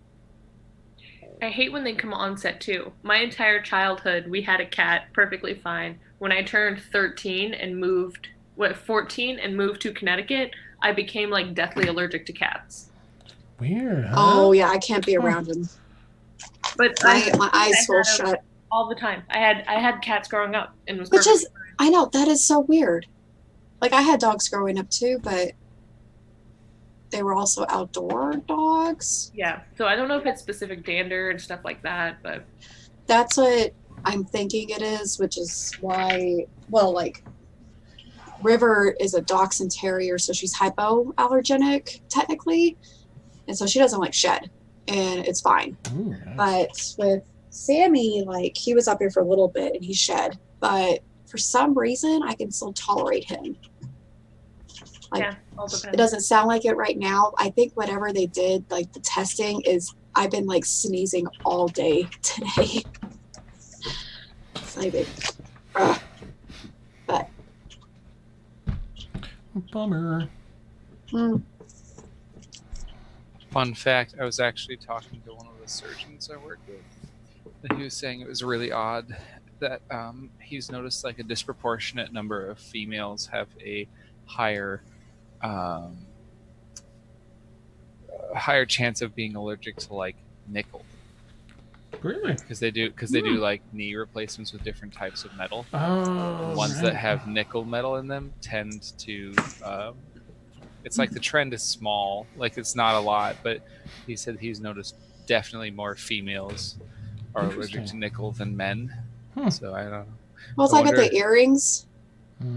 Like Yeah. a lot of women can't do. They have to have the nickel-free earrings because they're allergic to it. Wow. There you go. Yeah, Boom. yeah. See, I didn't even know that because I don't wear earrings. But Well, get with the program. What? I don't wear earrings. My ears aren't pierced, and I know that. Wait, your ears aren't pierced? I have no piercings. Yeah, in my house, when you turn 13, you could get your ears pierced, and I'm the oldest, so they said when I turned 13, they were like, okay, do you want to get your ears pierced, or do you want the money to go shopping? And I was like, money to go shopping. I was 13. Yeah. So, and I just never done. What? I wasn't allowed to get my ears pierced until I was 17. Oh gosh. Yeah. Okay. In Let's just talk Catholic about that. Spanish, when Catholic Spanish families, you get your ears pierced at 6 months. Yep. Oh right. Yeah. I was in a Catholic family, and I just wasn't. That's So was I, Irish and Czech Catholic. So That's it's awesome. Italian. Spanish. It's Yeah. definitely more Spanish than Catholic, but the Yeah, Spanish yeah. people, I think, they were 6 months, so that means my ears never closed. Like, I didn't wear earrings for like 6-7 years. Wow. Okay. Wow. But It just again, stays. I got them when I was 6 months old. So Oh. Wow. Crazy. Thanks, Franco. I thought it was the smart My decision. girlfriend's got one on her Right. nose. I forget what it's okay. called. The one on the side of the nose. It's got a name. I don't remember what it Oh, is. okay. And she doesn't keep it in for like 2 days, and she has to like poke it through her skin. Oh, It's like ouch. it closes up so quick. Yeah, any of my ear piercings, I have to keep in, or else. in Do you have any other bars? News. Oh, Well, yeah, I have like the rook, and then the cartilage, and then the date. But the date's a hoop. Do you have an industrial bar? No, not the Oh, industrial okay. bar. No, Okay. but I have whatever else. But you have the is- upper. Yeah. I'll show you later. Okay. What were you saying, Anna? other random news. The Republican incumbent in Kentucky lost, so now that they have a Democratic governor in Kentucky, and flipped the House and Senate in Virginia for the first time. Yay! Thanks for the update. Oh, thank goodness. I saw that on Twitter. So what you're saying is the impeachment's going to happen. Well, those have nothing to do with the possibility, but it's a good I thought trip you said, It's oh, nice it was to- the state house and senate, not. in Virginia. Okay, Mhm. gotcha. I thought Nope, you were that saying all they had happened. flipped the representatives, but okay. Thank goodness. That's So now that they have the fantastic. trifecta in Virginia for the first time in like 25 years, Yeah. and the Kentucky governor is now a Democrat, which was like, Some hope. so. You I was a know, little sad. My voting location was not busier than it was. But Oh. I know. I haven't received my official driver's license or my voter card since I changed my name, so I wasn't able to go vote Oh, today. that sucks. Oh, Yeah. what poor planning. Otherwise- I'm just kidding. Well, you know, Really, Like, you the ballot should just be go running faster. around voting. really, I know. It's all my fault, guys. Sorry. no, if I you will could- say. could still vote, you would just vote provisional. Usually in Texas, they'll have like where if you don't have your updated registration card, you still should be registered there, and you can still go. I don't They know. require my ID. So They have to Texas, skip- I know Texas makes it kind of difficult for people to vote because of Texas. Yep. I think it's Yes. difficult for everything. Everything's bigger in Texas, including the requirements. Red tape. That's again why I couldn't Happened do in Florida anything. too. I got people working. Some cool things happen in Florida too. Just in Oh, house. good. Thank goodness. Jeez. To be honest, I haven't been paying close enough attention. I'm a really Damn it, Bobby. irresponsible citizen. Why Look, is there We live cheese in a purple Texas? state. We Ooh. have to vote. Florida, you live in a red state, and sometimes it's purple. Yeah. Well, you live in a purple island. You live in a very We are turning more purple for the first time. We are actually in a purple state. I think Well, the that crazy happened- thing is, if you watch political movements, that like Democrats and Republicans have switched between left and right wing, like over the years. Oh, Like, they're, since like, early on. Yeah. yeah, Yeah. they're it happens. it political happens ideals, like- roughly- yeah. Mhm. We can start talking Nice political. half donut. Yeah. I always think of King of the Hill when I hear Bobby, though. When someone I says know. like, Damn it, "I'll Bobby. tell Damn it, you Bobby." what." I'll tell you what, I'm sure you've heard that a couple times, right? my Mm. my Right, girlfriend man. and I always do that to each other because it was on the Hulu ads for ages. Oh, it just- It was literally like the beginning of the King of the Hill ad. It was like a montage of Hank Hill going, I'll tell you what. Like, it was just... That's amazing. So we just used to do that usually. All right. So I'm going to kind of jump back in and you'll see him can join in when she's here. So let me see, make sure I haven't failed to share any imagery out here. The Baron, returns. He has everyone set and ready to roll. He has a room just for this, surprise. And that you passed through earlier with some, magical stuff in here. And the circle is drawn out. There are circles on one on each of the walls, the 4 walls, the floor, and the ceiling up above. Very complex rooms for anyone proficient in Arcana. Thank you for the cheer for Halo. Free Halo. I'm always going to say it wrong, sorry. Oops, I got distracted. Squirrel. He comes back. Yes, well, time for the journey to begin. I will get all preparations taken care of before you return.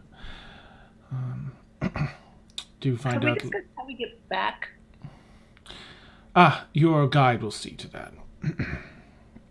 Return to Woodrun Village and seek out once again Gadrulon, and he will ensure that you are safely and swiftly transported back here. I would like to do one thing before we leave. Okay. She did not sing song that, but Tasha did. So she's gonna kind of like break off from the group just for a little bit and take out her sending stone. Okay. And send a message to Tassos. Like, let whatever she could fit within like 50 words of, here's what's happening, or here's what will be. Don't know when we'll be back. Like that type of stuff. Okay. Yeah. Let me see if he can reply right away or not. Yeah, you don't hear anything back right away. I know. Well, that's rude. Come on, Tassos. I was even gonna like hashtag I love you. But no, it's fine. You find your way back to the the main area in the evening as the Baron gets everyone set and ready in this ritual, and the arcane casters come in that were assisting Aga before, and each of you stands on a particular triangle in the runic circle on the floor, and they begin casting, and there's sort of like a warbling to the air that you would experience in with heat distortion, and you feel a little bit off balance, a little bit of vertigo that comes along with it. You do hear, as this magic spell is amping up, Thaxel, a message reply.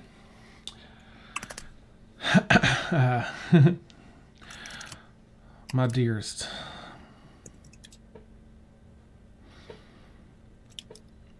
whether afoot or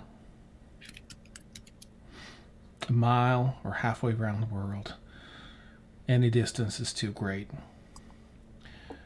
Be safe. Be strong. Get your vengeance. With all my heart and love, I'll be here. Always, yeah. Okay. Get rid of my Tassos here. Away it goes. The Baron, isn't part of the ritual itself, but he's there and sort of, just ensuring everything's going smoothly. Nobelle, you're in there as well.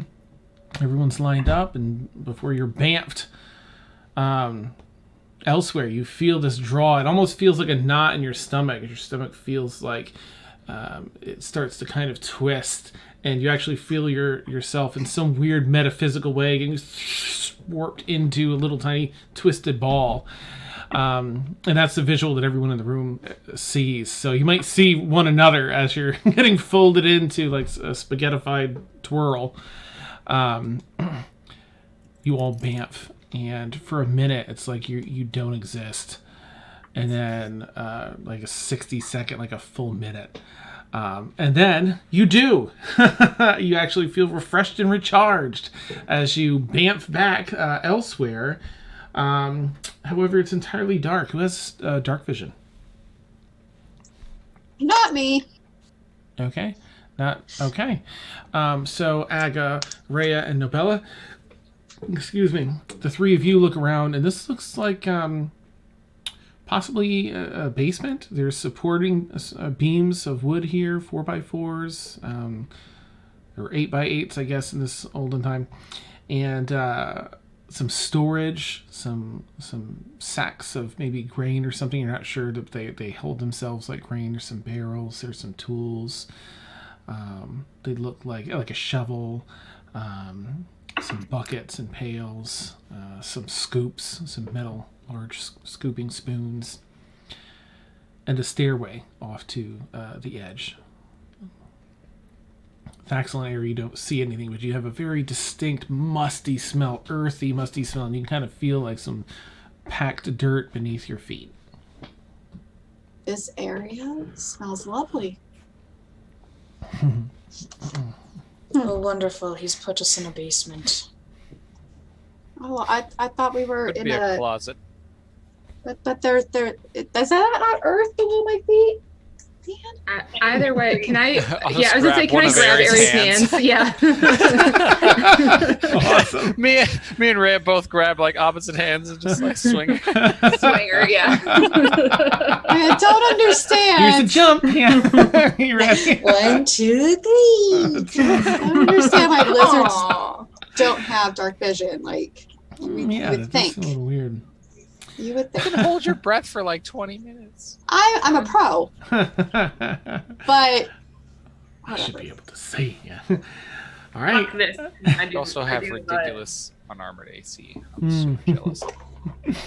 You see this like a wooden stairway on the other end of the room. You're sort of in the center of this room. It's maybe 20 by 20 feet, 8 feet tall, 8.5 feet tall, with a stairwell leading seemingly up across the room.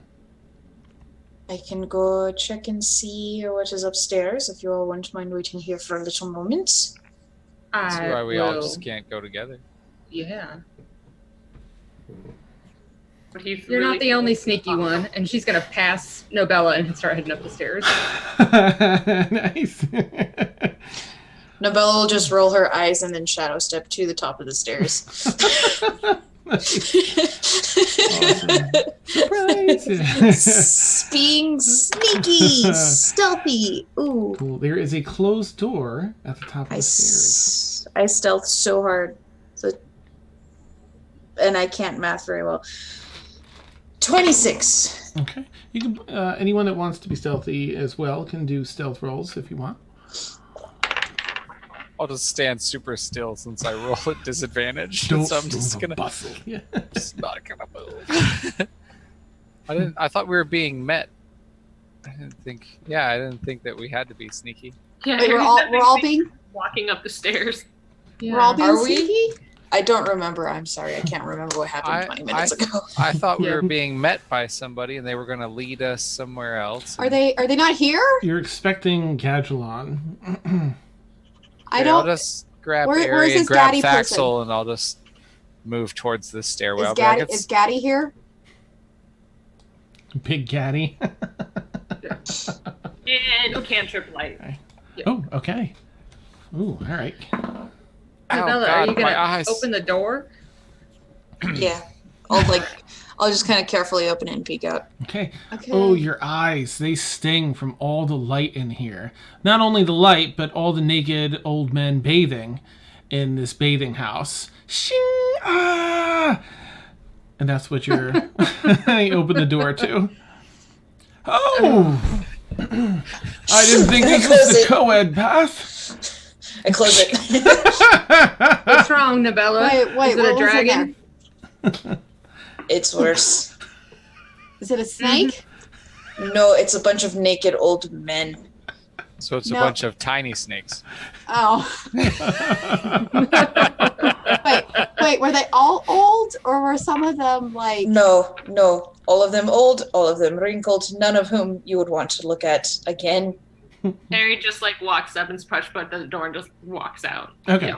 Oh, I'm with her. Oh, Yep. I'm with Ari. okay. You Trying to pass find the door. through. I'm in the shadows.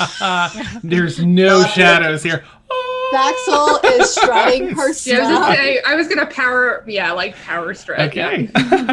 You walk through. Most Yeah. of them don't seem to really care. There's one of the elderly ones that's sort of in the front area, just sort of watching you walk. Oh, am I kind of looking around like it's in the right place? But he looks back. There's a group of villagers. So mostly the thing you notice, they're most of the elderly ones are down on this side of the bathhouse because it's like an Epsom salt bath and some other things in there, and it's really good for them. But the room carries on, and there are other baths in here, square rectangular baths. So there's younger gentlemen here too, but it doesn't seem to be this particular one co-ed, but almost all wood elves. And some wood elves that appear to have wings as well. But you don't see humans or any other races here. What's the name we're looking for? The name Daddy. Gaddy. Gadrillon, yeah, or Gaddy. Gadrilla. Mhm. Daddy. I am looking for a. Don't look at me. Nice. And you, as you begin walking through, there's a doorway that heads to another area of this bathhouse. If you want to, okay, maybe you continue through there. Are you going as well, Thaxel, calling for Gaddy? Oh yeah, Yeah, Gadrilla. Gad. Okay. Daddy. I'm looking for a Gaddy. Gadra. Oh, what'd you say? A daddy? What did you say? I said, oh, I don't think that's you. You, please turn around. And please, That's awesome. I don't know which is You worse, the front or the back. I- Turn around and yeah. That's amazing. Okay. Gadra. As we're walking, Nobella's thinking to herself, I'm so going to strangle him when I get back. Daddy. You make your way into the next area, which seems to be more of a locker room. And an individual comes. There's a few people changing here. Both are all different genders in here changing. And an individual comes over. Oh, yes. I'm glad you could all make it, Gadrillon. I believe you took the wrong entrance, so please, up front with me, yes? You think this was our fault? I do, yes. Please, make your way up front. Oh. And this individual, again, has wood elfin features, but a little more gaunt and a little bit taller. They almost look a little more sprightly, a little more light. And he has this massive, it's probably like a 24-foot wingspan if you were to stretch it out, tucked in behind him, way up over his shoulders. And leads you back up front to the sort of entrance to this bathhouse. Yes, I apologize. I was told that you'd be on your way, but I didn't have enough time to clear the bathhouse. That's all right. I think the Baron has a sense of humor. Yes. Something. These things behind you. Could you spread them for me? Oh, not in here. Would you prefer we talk outside? Yeah, that'd be great. Very well. He seems a little, happy that there's an interest in him and his swings. And he guides you all outside, where I just need out of this humidity. nice. That's what it is. It's the humidity. You're a lizard. You're fine. And you are brought out to Woodrun City. And I'm just going to make this a little larger for our viewers here. This is, I'm sorry, this is the city you're in. However, the more detailed image that you see is this. I'm going to have to resize that for our viewers. You are in the town in front of this monstrosity, this huge structure. There we go. That's pretty good. There's a walled-off city down in front of it. And let me see. That looks good. Okay. And this structure towers over it on this mountaintop in the background here. You were in the city of Woodrun, and you were looking up at Rivenlost. Yes. Well, then he kind of stretches out. It's a pleasure to make your acquaintance, and he unfurls the wings into these huge wingspan. Gosh, the feathers are sort of like big eagle feathers, mixed between that and angel feathers. Well, I do believe I got all your names and descriptions, so I think yes, of Nobelle, yes, and Rhea. Yes. Okay, yes. I wasn't sure between you and so you must be Airy. And Thaxel, definitely Thaxel, yes. Uh-huh. And Aga, of course, yes. Well, it is a pleasure. I am here I am very glad to pay back one of the favors owed to our mutual acquaintance. So, I would simply ask... Speaking of such things... Yes. And favors owed... Yes. How long have you owed him a favor? Oh, I shan't talk about that. My apologies. I do not like to let much be known here. Well, I have a feeling we are in his debt now, to a certain degree. I was just curious how long he holds it. Until paid off, certainly. He's fair, but demanding when it's time for matters to be paid. Things you need to know. That's reasonable, I suppose. As reasonable as any deal can be with, someone such as me or him or someone in that business, yes. Much fairer than most. We are here to go find the Gynosphinx. Yes. Things to know. Stay low. You are welcome in this town here. However, most Tyldari, such as not myself and not those you'll find here in Woodrun, most prefer to remain completely separate from the rest of the world entirely. So... Why? Oh, they feel that they have society figured out. And I know that sounds haughty, yes. And they do get along well, but it's missing so much. That's why some of us live down here in Woodrun instead of Ivanus. But they feel the influence of other races and other creatures from the rest of the world would only break apart what they've built. So, at your own risk, travel to Ivanus. I would not recommend it. So, I have a question. Yes. Am I the first lizard you've seen? Yes. Oh. Oh, I'm sorry. Is that disappointing? Just curious. Okay. Yeah. Nice wings. Yes. So we will travel. And you see him looking around. We don't want you to be seen too much in the city. We don't want word to get around that there are a group of foreigners here. do not mention to anyone in the city, please, that you are traveling to Rivenlost. It is very much against the Tyldari way to go anywhere near there. And even though we live a bit separate from Iverness, there are still those that would feel this is a gross, almost blasphemous thing to do, so without permission from those in Iverness.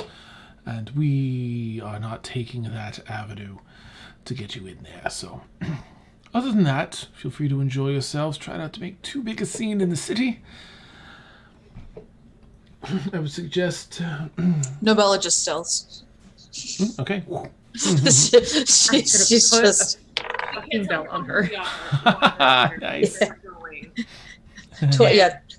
23. So she's just kind of like, oh, that's not a problem. Nice. And what's that, Ari? Sorry, I didn't hear Nobella. No, So you're we good. can't tell people who we are, why we're here, and where we're going. You can certainly tell people you're here. Engage with this, with the town, yes. Just don't cause a ruckus, and no one will say a thing. This is an open Axel. city. Facts. Why? What? Don't even pretend. What? I am a delight. I realize. A goddamn So delight. one of the most impulsive creatures I've ever met. And remember, we're here for you. You screw this up, it's on you, sweetheart. Speaking of You may not have another impulses, chance. I feel like I'm being reprimanded for something I didn't do yet. speaking of impulses, where we're headed, the Sphinx is only going to answer 3 questions. We should have those like written down. Well, one of them's already been prepared. Right? I would like to ask where McGregor and Ravis are. I kind of glance over it. The guy. It's like, I would like to know where my friends are. Ah, yes, you're traveling to get answers. Well, there's a slight complication regarding that. In order to get you into that area, I had to pull some strings, and there happens to be another band of people seeking entry into into Rivenlost, and I had to tie together your entry with theirs. What? Now, it's the only way I could make it happen with such short notice. Did the Baron know about this? Yeah. Hold on. We have to go walk into this place with random ass people. Yes. And if so, do we still get our 3 questions? It is my understanding that they are also seeking the Gynosphinx. What? It is my task to gain you entry. Our mutual acquaintance did not give me much time, and this is the best I could do. Okay, so Axel, it's okay. We can make people go ask- missing in the astral winds. It's well, fine. that's fine, and that's all well and done. really Or quick. Might I Gabby. ask, who are these other adventurers? Why does it matter? It doesn't. I only know that it is a set of adventurers. I don't know much other than that. It is very rare to have anyone travel to there. And it's my understanding that they are not Tyldari, but foreigners like yourselves. You know what? Our questions, I was told we get 3 questions. They are not allowed to take our 3 questions. So you get to... What? It's gonna be okay. We will. Don't you worry, dear. Vaxel, the wonderful thing about this is that he's changed the deal. He made a deal that we would get to talk to a Gynosphinx and get 3 of our questions answered, and now we don't get 3. So we can get the one question we definitely need answered. And when we get back, we can absolutely price gouge him because he already fucked up. Yeah, but Or- that Point of doesn't order. help me. Are I we- also have another plan. Wait, So wait. Are we all going to be in front of the Sphinx at the same time as these people? Because if we're not, then this entire point is moot. We could get our own 3 questions, and they get their own 3 questions. It may be we're all going into the cave at the same time, and we can just step aside. Let him do their thing with them, and then we get our turn. So there's no point in complaining until we know more information. The There's no Baron, point in You complaining. just There said- is a point in Yeah. planning. the Baron did also say that we can certainly try that with a hint of sarcasm. yeah, When we said, that's not- can we just go up to the Sphinx one at a time? But- So it was already implied that whatever Mhm. group went into this place would only get the 3 questions together as a group through whatever process the Sphinx does. I already have an idea. We will just discuss it over dinner. Don't you worry. There's a wonderful, wonderful steakhouse here in town, just outside Lothar's Butchery. If you're all looking to taste some of, it's kind of interesting since you're north of the hemisphere now. It's still, you're in a fairly warm climate, but it's still feels like end of summer-ish, maybe fall, like it did down in the other part. I guess it would be tipped further away, so it might feel a little chillier here.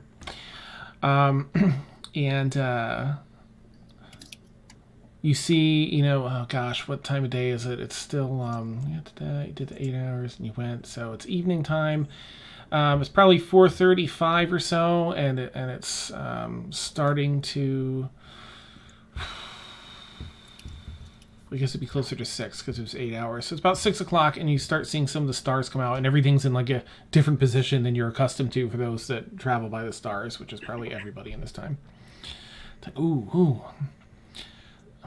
I can certainly take you down to the butchery for a lovely dinner.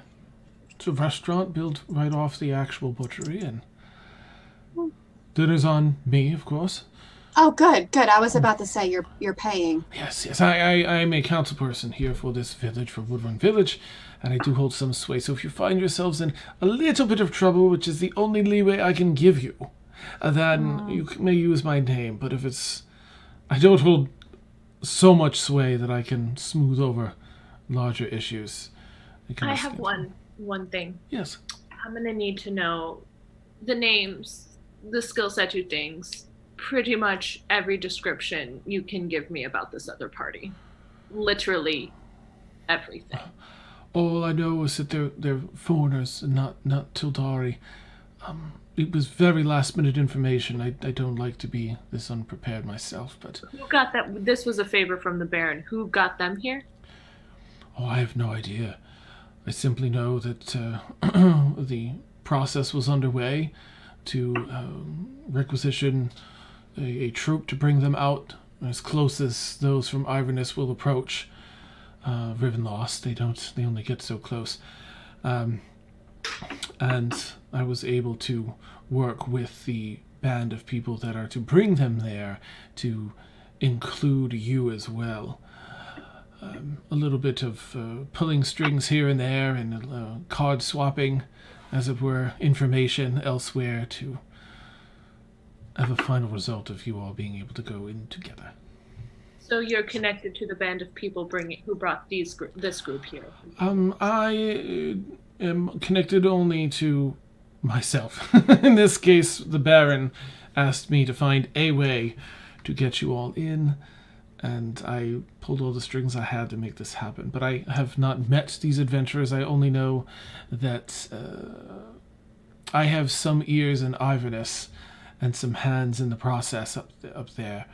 And those are the hands that I paid off to ensure that you would be included in this venture. Do you even know how many of them there are? Yes, there are, however many there are. I don't know, 6, 7. Like I forget I don't think everyone can memorize that year. There's 7, I think? six humanoids and a dog. Yes.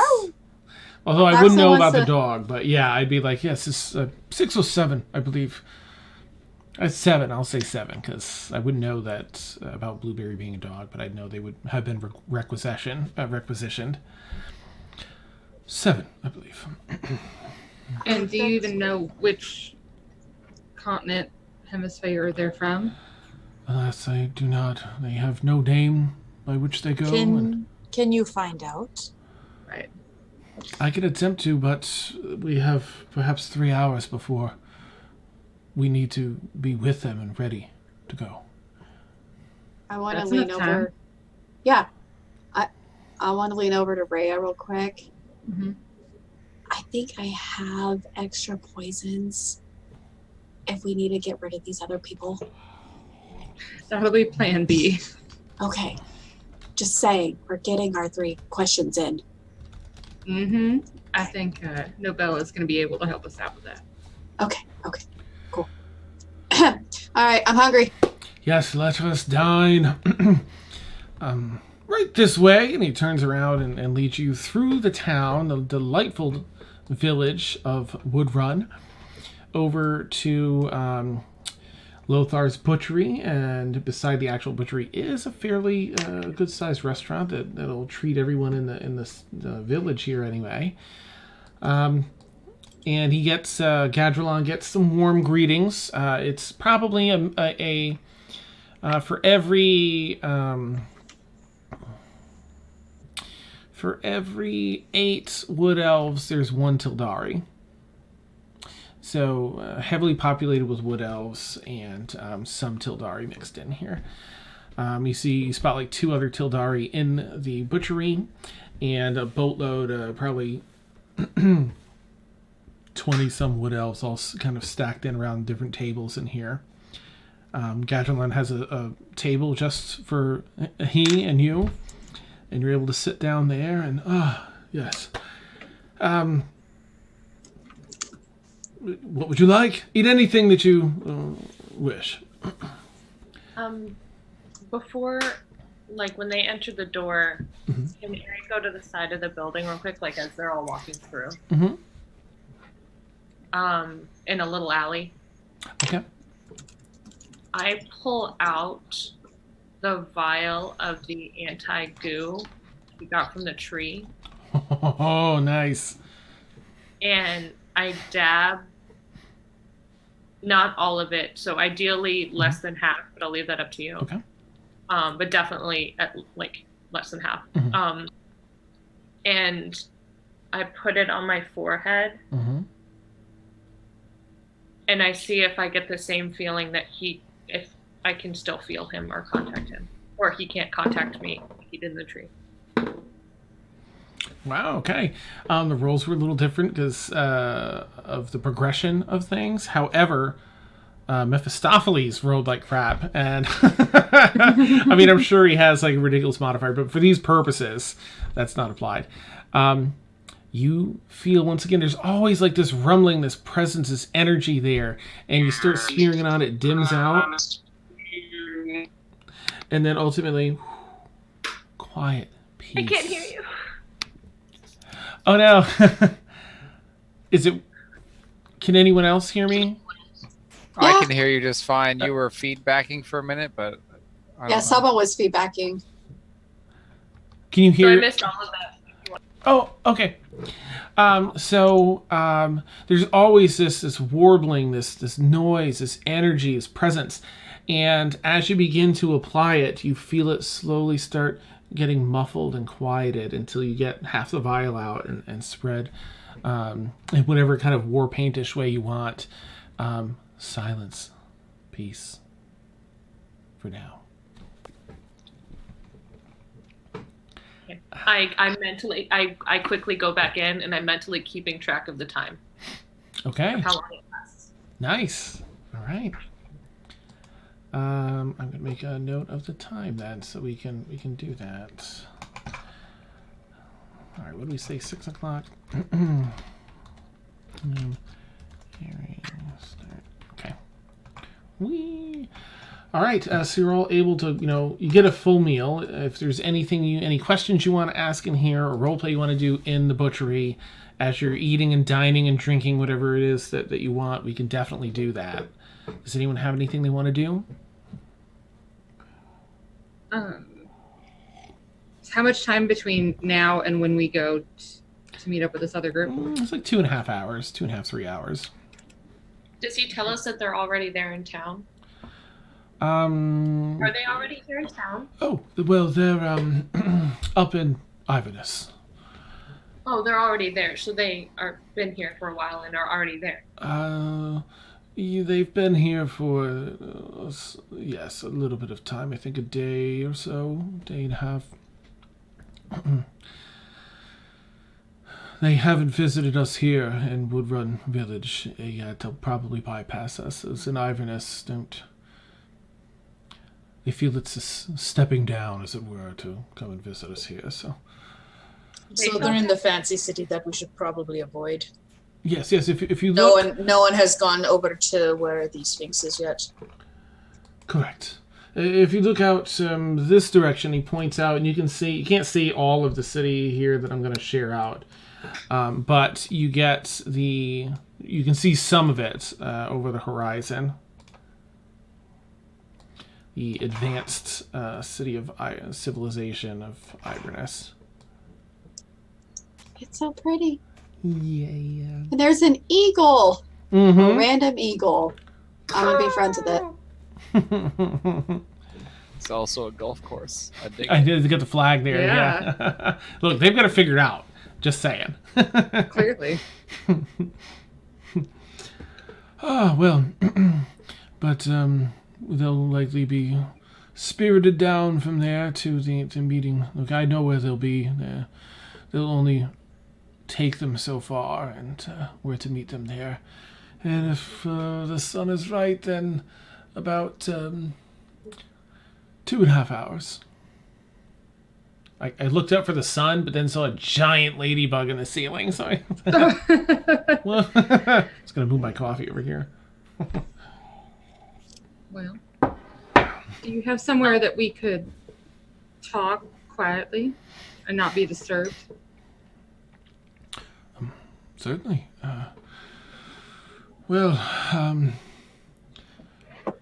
Do you, just the two, everyone, or? What, us, the 5 of us, yeah. Yes. Come, retire to my home, and you can speak freely there. Thank you. It's like Sorry, Ari, did you have a question? Okay. I was just gonna see if he could write down all and any information he could give us about entering the place. About entering? Okay. He gives you a gist. He writes down the part that he knows, the trail from the village here over to where you're going to meet, and then from where you all meet to the actual entrance. That it's gives a description of being like around a waterfall and towards an actual entrance at the base of that mountain that you'll climb up through. And jots The up. mountain. I mean, is there literally anything you can give us in terms of what we are to expect or deal with once we're going towards the Sphinx? Is there anything? I'm afraid not. My apologies. You have been so helpful. I'm sorry. If I had more time, perhaps I could have procured more information, but this was very, very last minute.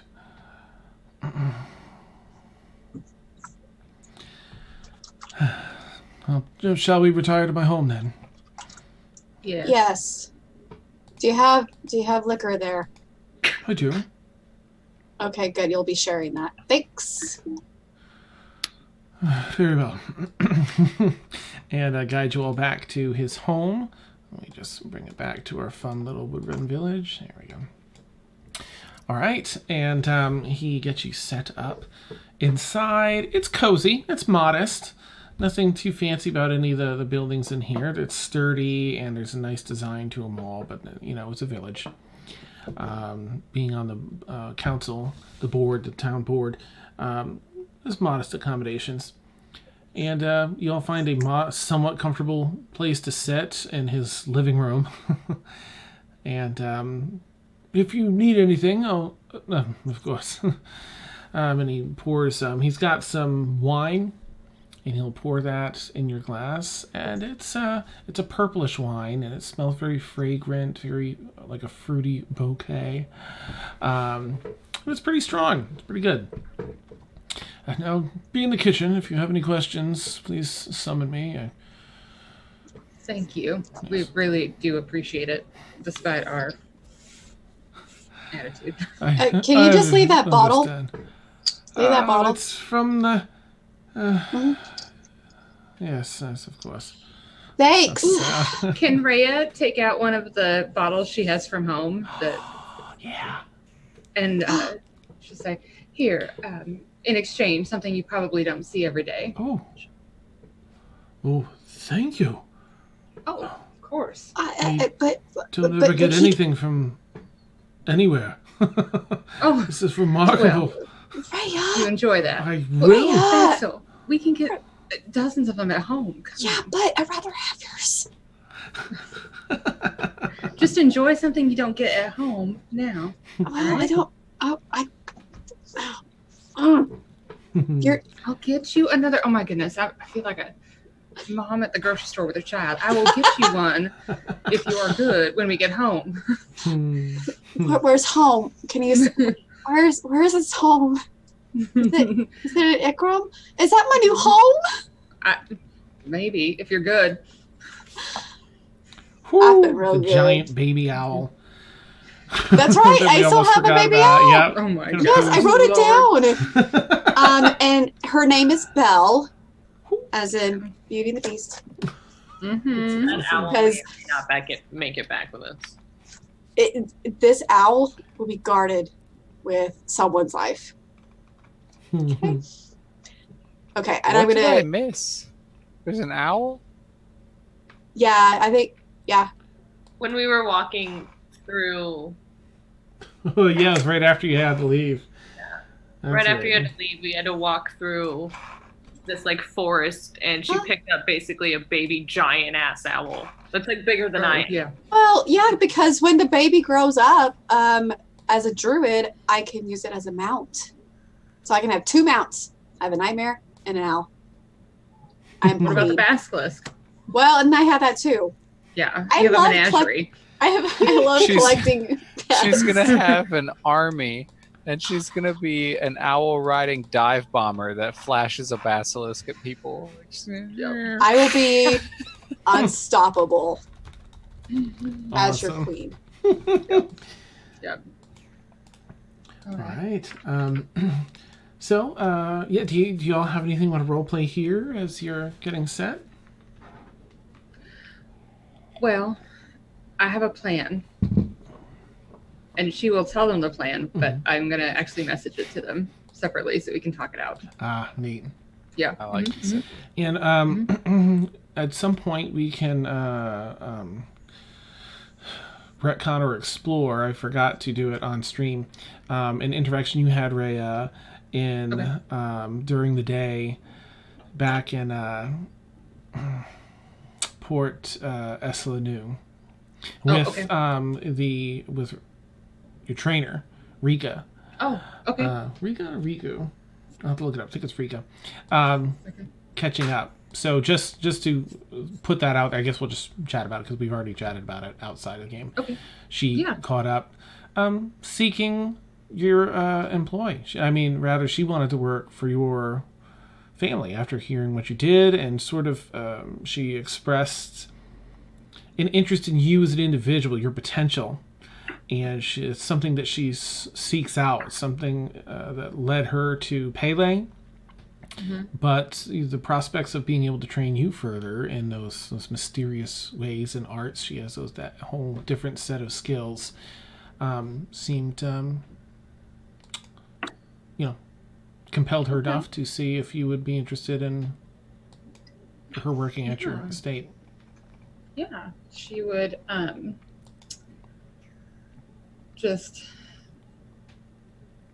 I'd like to learn just one more little bit of magic before we do any more of the sword training, if you're able. Of course. And she describes what that little bit of magic is.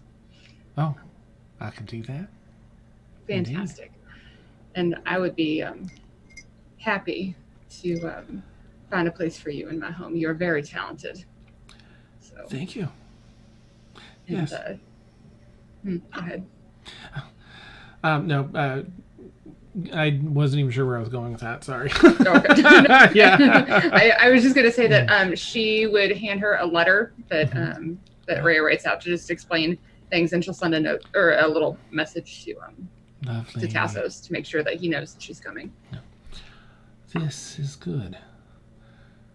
Let me show you what I know then before I need to leave. Fantastic.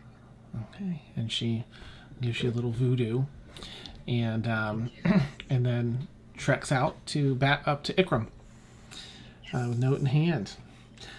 All right, sorry. Was there anything else here then? I just didn't want to forget that.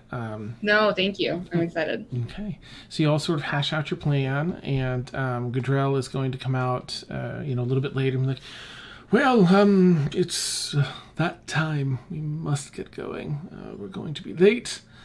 I fear, and I do not want to miss our chance. Are you all prepared?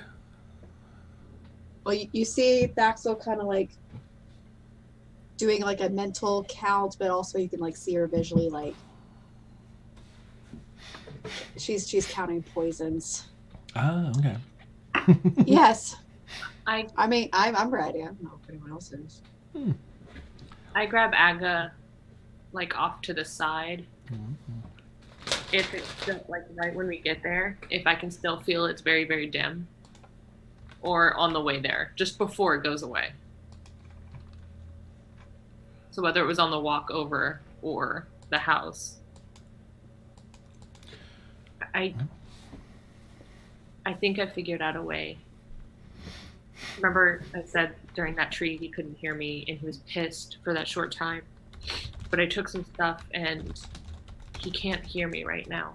I didn't use all of it, but he's not present. I can't really describe it. But I think if we get a chance to ask a question, we can ask it about him without fear of him knowing.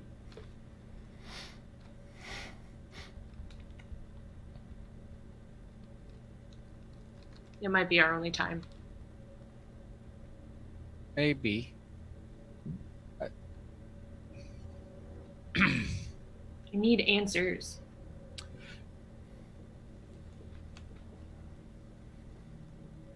I think maybe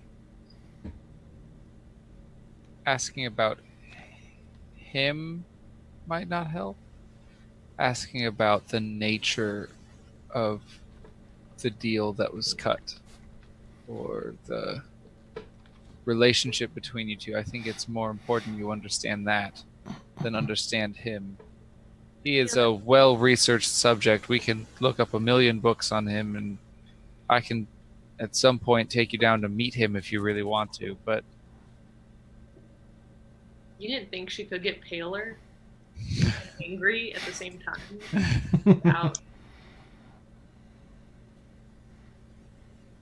I'm with him enough. well, if you understand the relationship between the two of you magically, whatever it is that binds you together, then perhaps you can break it. I feel that question's too selfish. You clearly have some beef with him as well. I'm trying to find something that would benefit us both. I don't know. Oh, it's fine. My questions aren't something that Sphinx can answer. It's like an all-knowing sphinx. I'm pretty sure. Like there's I don't really have questions. I have goals. I know how to reach them. It will just take work.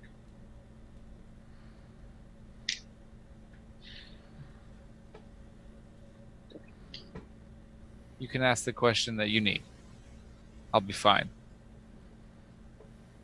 okay. I mean, I don't know. We'll see if the others. just want one. Don't be afraid to be selfish. Sounds like you've shared your head for a long time. Never shared my head, and it's the only thing that's kept me sane, so can't imagine. Not being sane. Still not even sure on that part. Who knows? I really don't like this place. I think I would murder people here. Like, a lot of them.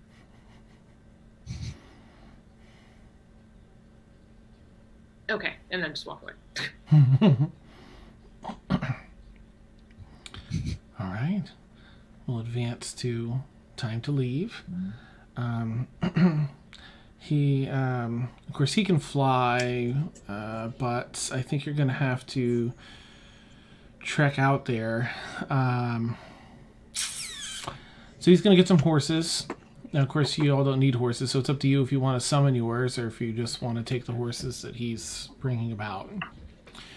We should gather these horses. We have, and he is at the stable and taking a few out. We'll need 1, 2, 3, 4, 5. So we'll take 6 horses out. And we ride.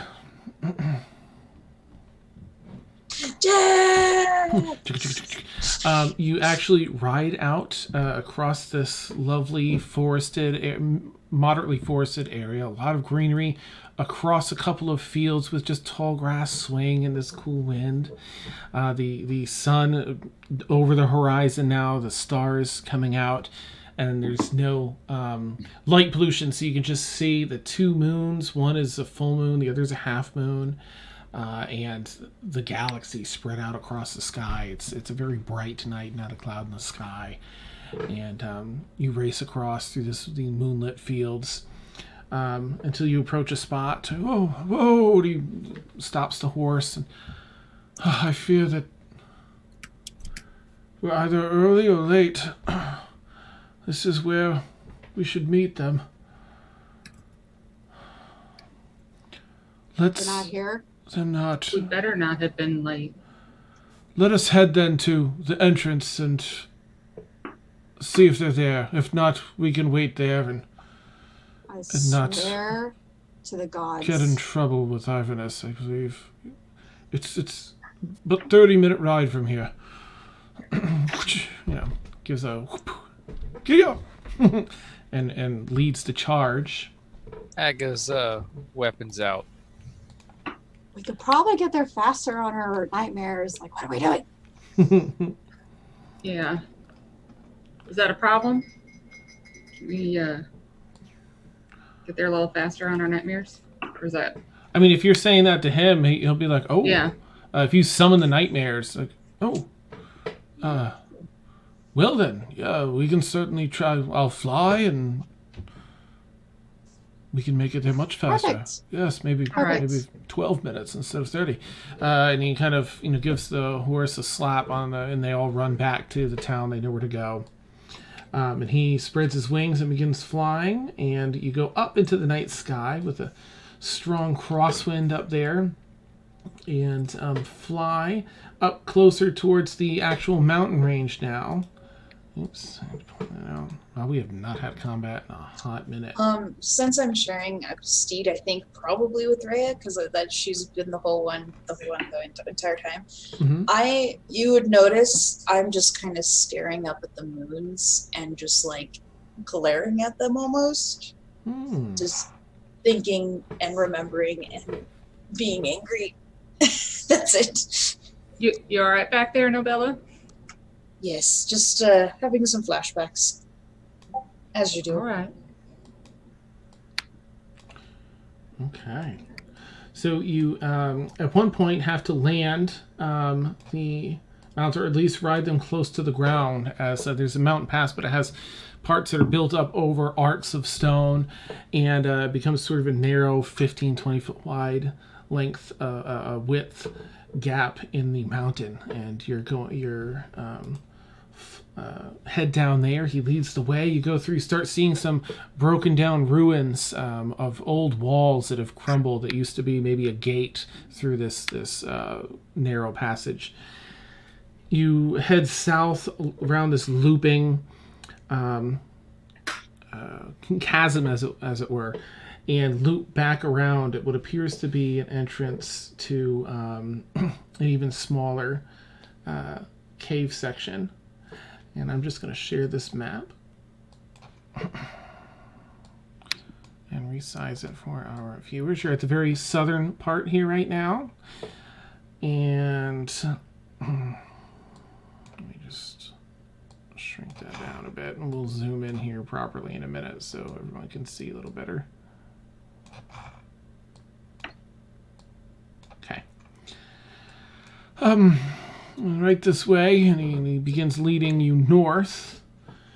So I'm going to sort of move Rhea to show like in which direction he's going to go. Nah, lies. I'll just put down a token so you don't end up moving anyone. I'll just put this person here. Definitely not a Tyldari, but make them a little larger so they're easier to see.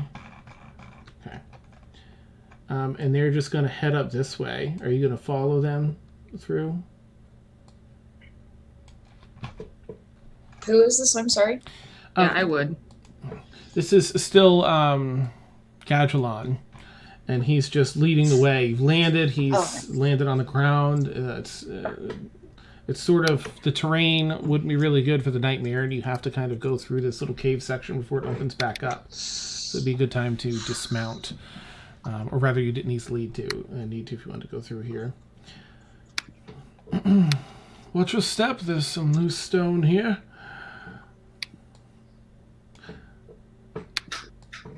Assuming that you're all following your way up.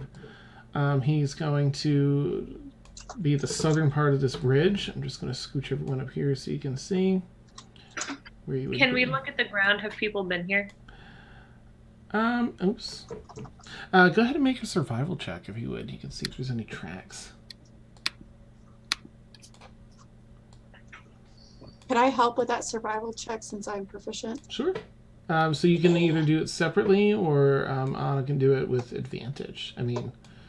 I got kicked out, so can I help her then if I know Sax? Okay. I was like, yeah, absolutely. So advantage? Okay. Mm-hmm. Oh, I'm glad I had advantage. That is going to be a 24. Okay. You do see some tracks leading through here. You kind of see them. Oh, you don't have the dark vision, but as you enter the other side, come out of the other side of this, you do see some tracks across the bridge, and it's probably a good 50-foot bridge. And standing across the way outside of this, there's this beautiful waterfall that's pouring down from the left and then runs in a river below this bridge, and a nice fresh breeze comes off of that. Standing on the other side of the bridge just before this giant doorway that's in the shape of a face, some sort of a wood elfish humanoid face where the mouth is the entry path. It's a group of adventurers standing looking back. You see a stout dwarf, red hair, leading conversation with either a roguish-looking fellow or a wizard. I don't know. It depends on what they're looking like. Probably the rogue, in which case we might not see him. Mm-hmm. You see, let's see, Rain's not there. A Tyldari, another Tyldari. Her wings sort of spread out, floating a little bit above, keeping an eye, her head on a pivot, and looking around. You see a gosh, Frank, I can't think of something. How could you forget me? Nice. I'm trying to think of what Frank's. It's something gnome, and I just can't. He's a deep gnome. Deep gnome. Thank you. Jeez, it always. Yeah. So you see a deep gnome with a fine mustache, engaged in a conversation with sort of a free-spirited humanoid. From here, it's a little tough to see. I don't know what they would see of Aaron, but the bright red hair is apparent. I don't know if they'd see the ears or any of the scales from where they are. Bright red hair and definitely a cloak that's constantly billowing. Billowing cape. Looking very heroic, talking to Mort. An adorable little corgi that has like a wizard's hat on, running around like. Let's see, because people. I'm trying to think. I think everyone is going to be able to make except for Rain. So who am I missing? Blueberry, Mort, Kaylin, Emil. That's 5. Galathor. Right. So Galathor, you see a clearly paladin, just the way he holds himself. Looks like a paladin. Some sort of heavy armored individual. All right, that's 6. And Rain's not there, which would normally be our 7th, but there's... who the heck am I missing? We're terrible people. Yeah, I'm like, oh my gosh. Frank, Steph, who else am I missing? I'm missing someone, I think that's every. That's everyone? That was 7, including the corgi. Yeah. I think that's everybody. I sincerely hope now that I'm not forgetting someone. Hang on. I'm going through them. Like what they would have on them. So like, I mean, I'm in their backstories so often, I should just be able to rattle everyone off. Okay, thanks, Steph. All right, good. But, and you see them sort of, looking like, finally, this Galadon's arrived, and with this other crew. Yes. Yeah, that's everyone. Okay, there they are. Yes. Probably a unicorn too. Right, there may be a unicorn there. Who else would have something? A bird. There's a raven flying around, cawing up above. No, he stayed back in the dwarf city, right? I think so. Yeah. All right. And Gadron looks around. Well, these other people, clearly, thankfully, they haven't entered yet. We should be This good. is our other group? Yes. I will see you over to them and inform them that you will be joining them as well. They were not aware of this, so they'll be made aware now. And then I must be on my way. But I wish you all the best. And do stop in and see me, of course, when you are done, and I will see you safely back from which you came to our friend. fantastic. Dan, how far away are we from them? 5, 10, 15, 20, 60. It's about 55 feet from the closest person, and maybe closer to 75 from the furthest. Okay, as we walk closer to them, Nobella sees a couple of them, freezes, and vanishes. She's gonna stealth ever-loving crap. Okay. As well as that was cocked. Okay. So she's not gonna stealth the ever-loving crap. That's only a 16. Okay. But she's just gonna be like, nope, nope and out. The other adventurers kind of turn to see your oncoming group, getting your first look at one another. Nobella vanishes. I think that if there's Hopefully a rogue she vanishes over there, before anyone else spots her. Oh, we're here, good adventurers, Gudrell says. And Hi! Nice, Aaron wins, all excited. Yay! And perched atop that stone at the top of the waterfall, a raven kind of looks over at the new adventuring group. And that's where we'll end tonight's session. Right. She's way too happy. I don't like her. No, don't worry. We'll shut her up first. I have which poison do I want to use for all the happy bullshit? Awesome. She's We're gonna not keep happy. her. She's insane. Daxel doesn't know. She just got so excited and said hi, and Daxel's like, "Whoa, pony, whoa!" Nope. Like, Nope. No. let's back it up. We're Awesome. gonna keep her How do you want to die? Nice, Not Ari. Oh, I can't wait to see how the parties mix and mingle. So, for anyone that doesn't know, Inside checks. yeah, no kidding. Maybe I'll have y'all do some of that off stream to prep, so that. Wait, you're making me Good get idea. up even earlier on Saturday? Nice. Yes. It's Hey, all you for can't D&D. complain. It's okay. You can't Yeah. complain because some of Remember- us have to get up even earlier than you do. We'll be like, Mimosas. That is true. oh, nice, Anna. Mimosas and jammies. Yeah, we'll be I'll be doing there with, like, Friday my night grill. Stormfall till 1, and then and then sleeping, getting up for that. I mean, it's not that bad because it's not till 11:30 for us. Yeah, for y'all. We live in the Hey, past. I've got to be Night party up line. and at a work like walk event, like for Ooh. like Walk for Cancer or something at like Mhm. 6:30. So I'm doing that, then doing D&D, then stuff afterwards. Oh, I'm glad you Schedules can are make it. Though. crazy. Yeah, Yeah, I'm glad I can make it too. This is gonna be fun. definitely. It'll be nice that I won't be like sitting there like, oh my gosh, like because at the end of these sessions I get tired. I feel like I start to slip a bit, but it'll be nice because I'm a morning person. So Oh, you're that's terrible. right. Nice. Ooh. Yeah. I'm putting I'm this up in with my this in my Sunday. calendar right now so I don't forget. D&D. Oh my gosh, yeah. Wait, Tasha, do you need to put that it's at 10 so you'll be here by 10 or Yeah. 11? Oh, oh, Sorry, How I meant do to say you- 11, not how do 10, you know but- me so well? Well. I'm usually late to everything I except mean, we've for only this. been, Tasha? yeah. Are you here complaining about 10:30?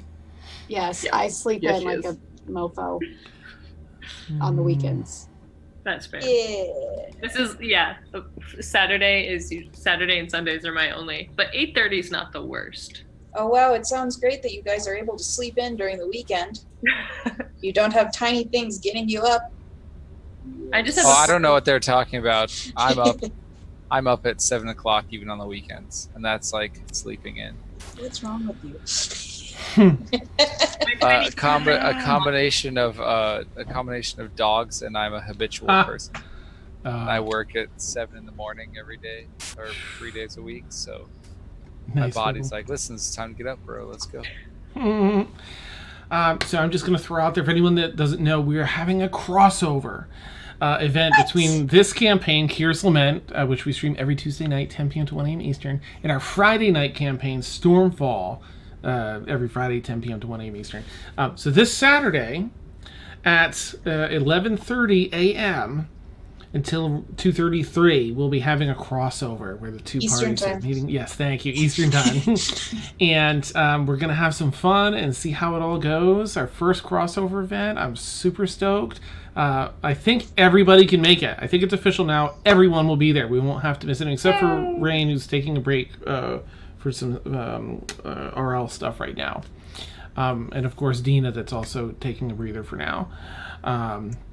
Taking some downtime. So It's so funny you said the thing about the bathhouse with all the men in it, and I was like, "Where's fucking Dina?" yeah, nice, yeah. I'll catch up. Yeah. Yeah, I was like, that would have been a perfect scene for her. Awesome. There's Yes. still in there. So catch up, and we'll have Friday night Stormfall. They're gonna lead up to what we just saw here, hopefully, and then Saturday. I'll make sure of it. Yeah, we'll segue into that. You mean we could have assassinated them before they got here? Nice, yeah. I Damn it, blow them Dan. all up. Damn it, yeah. Dan! Damn it, Dan. Nice. Wait, how are you playing Nobelle? Are you going back and forth? Yep, I'm going to have multiple personalities. It's gonna be great. Nice. I think you're gonna have a cloak, right? Like cloak up for Nobella, and then cloak down for. Depends on how soon before the session I wake up. Gotcha. Yep. Totally understand. I might that. just completely be down here with my breakfast in my pajamas. Yes. Awesome. Yeah. I will definitely be in my PJs. Yeah, Okay. same. Yes. Definitely just. And even though they're not in the crossover yet, but maybe someday in the future, if Victoria is down with that, we have a Sunday night campaign, the Victoria DMs, and I am so fortunate to be able to play in. And Tasha plays in it as well. Yay! I'll be back on Sunday, guys. Yes. Yay! Now it's just we don't know if they'll find you on Sunday, but right. Yeah. Okay, so you may not see my face until. Nice. Well, it was nice playing with everybody. So right. So catch out our Sunday night campaign too. Again, at Victoria DMs, called The Obsidian Scar. It's super fun. It's exploratory and adventure and all the fun things of fantasy that you love. You know and love. and silly. Yeah, plenty Even of more silly. not safe for work than this group. Somehow. Oh my gosh! Yeah, no kidding. Yeah. Very much so. Yeah, we just crank it to 11. That's every Sunday night, 10 p.m. to 1 a.m. Eastern. So, and you can catch them all on our YouTube because we upload everything thereafter. Anyway, I know a lot of you have to go, so have a wonderful night. Thank you, chat. You're amazing. Thank you. And thank you, players. You're fantastic. Absolutely fantastic. Thank you, Dan. Yeah. You're fantastic. Thank you. It's just the hair. It So just much makes it fun. look like it. that's where all the power is. No, you're like Samson. Awesome. Perfect. Great. Well, have a wonderful night, everyone. We'll catch you all soon. Bye. Bye.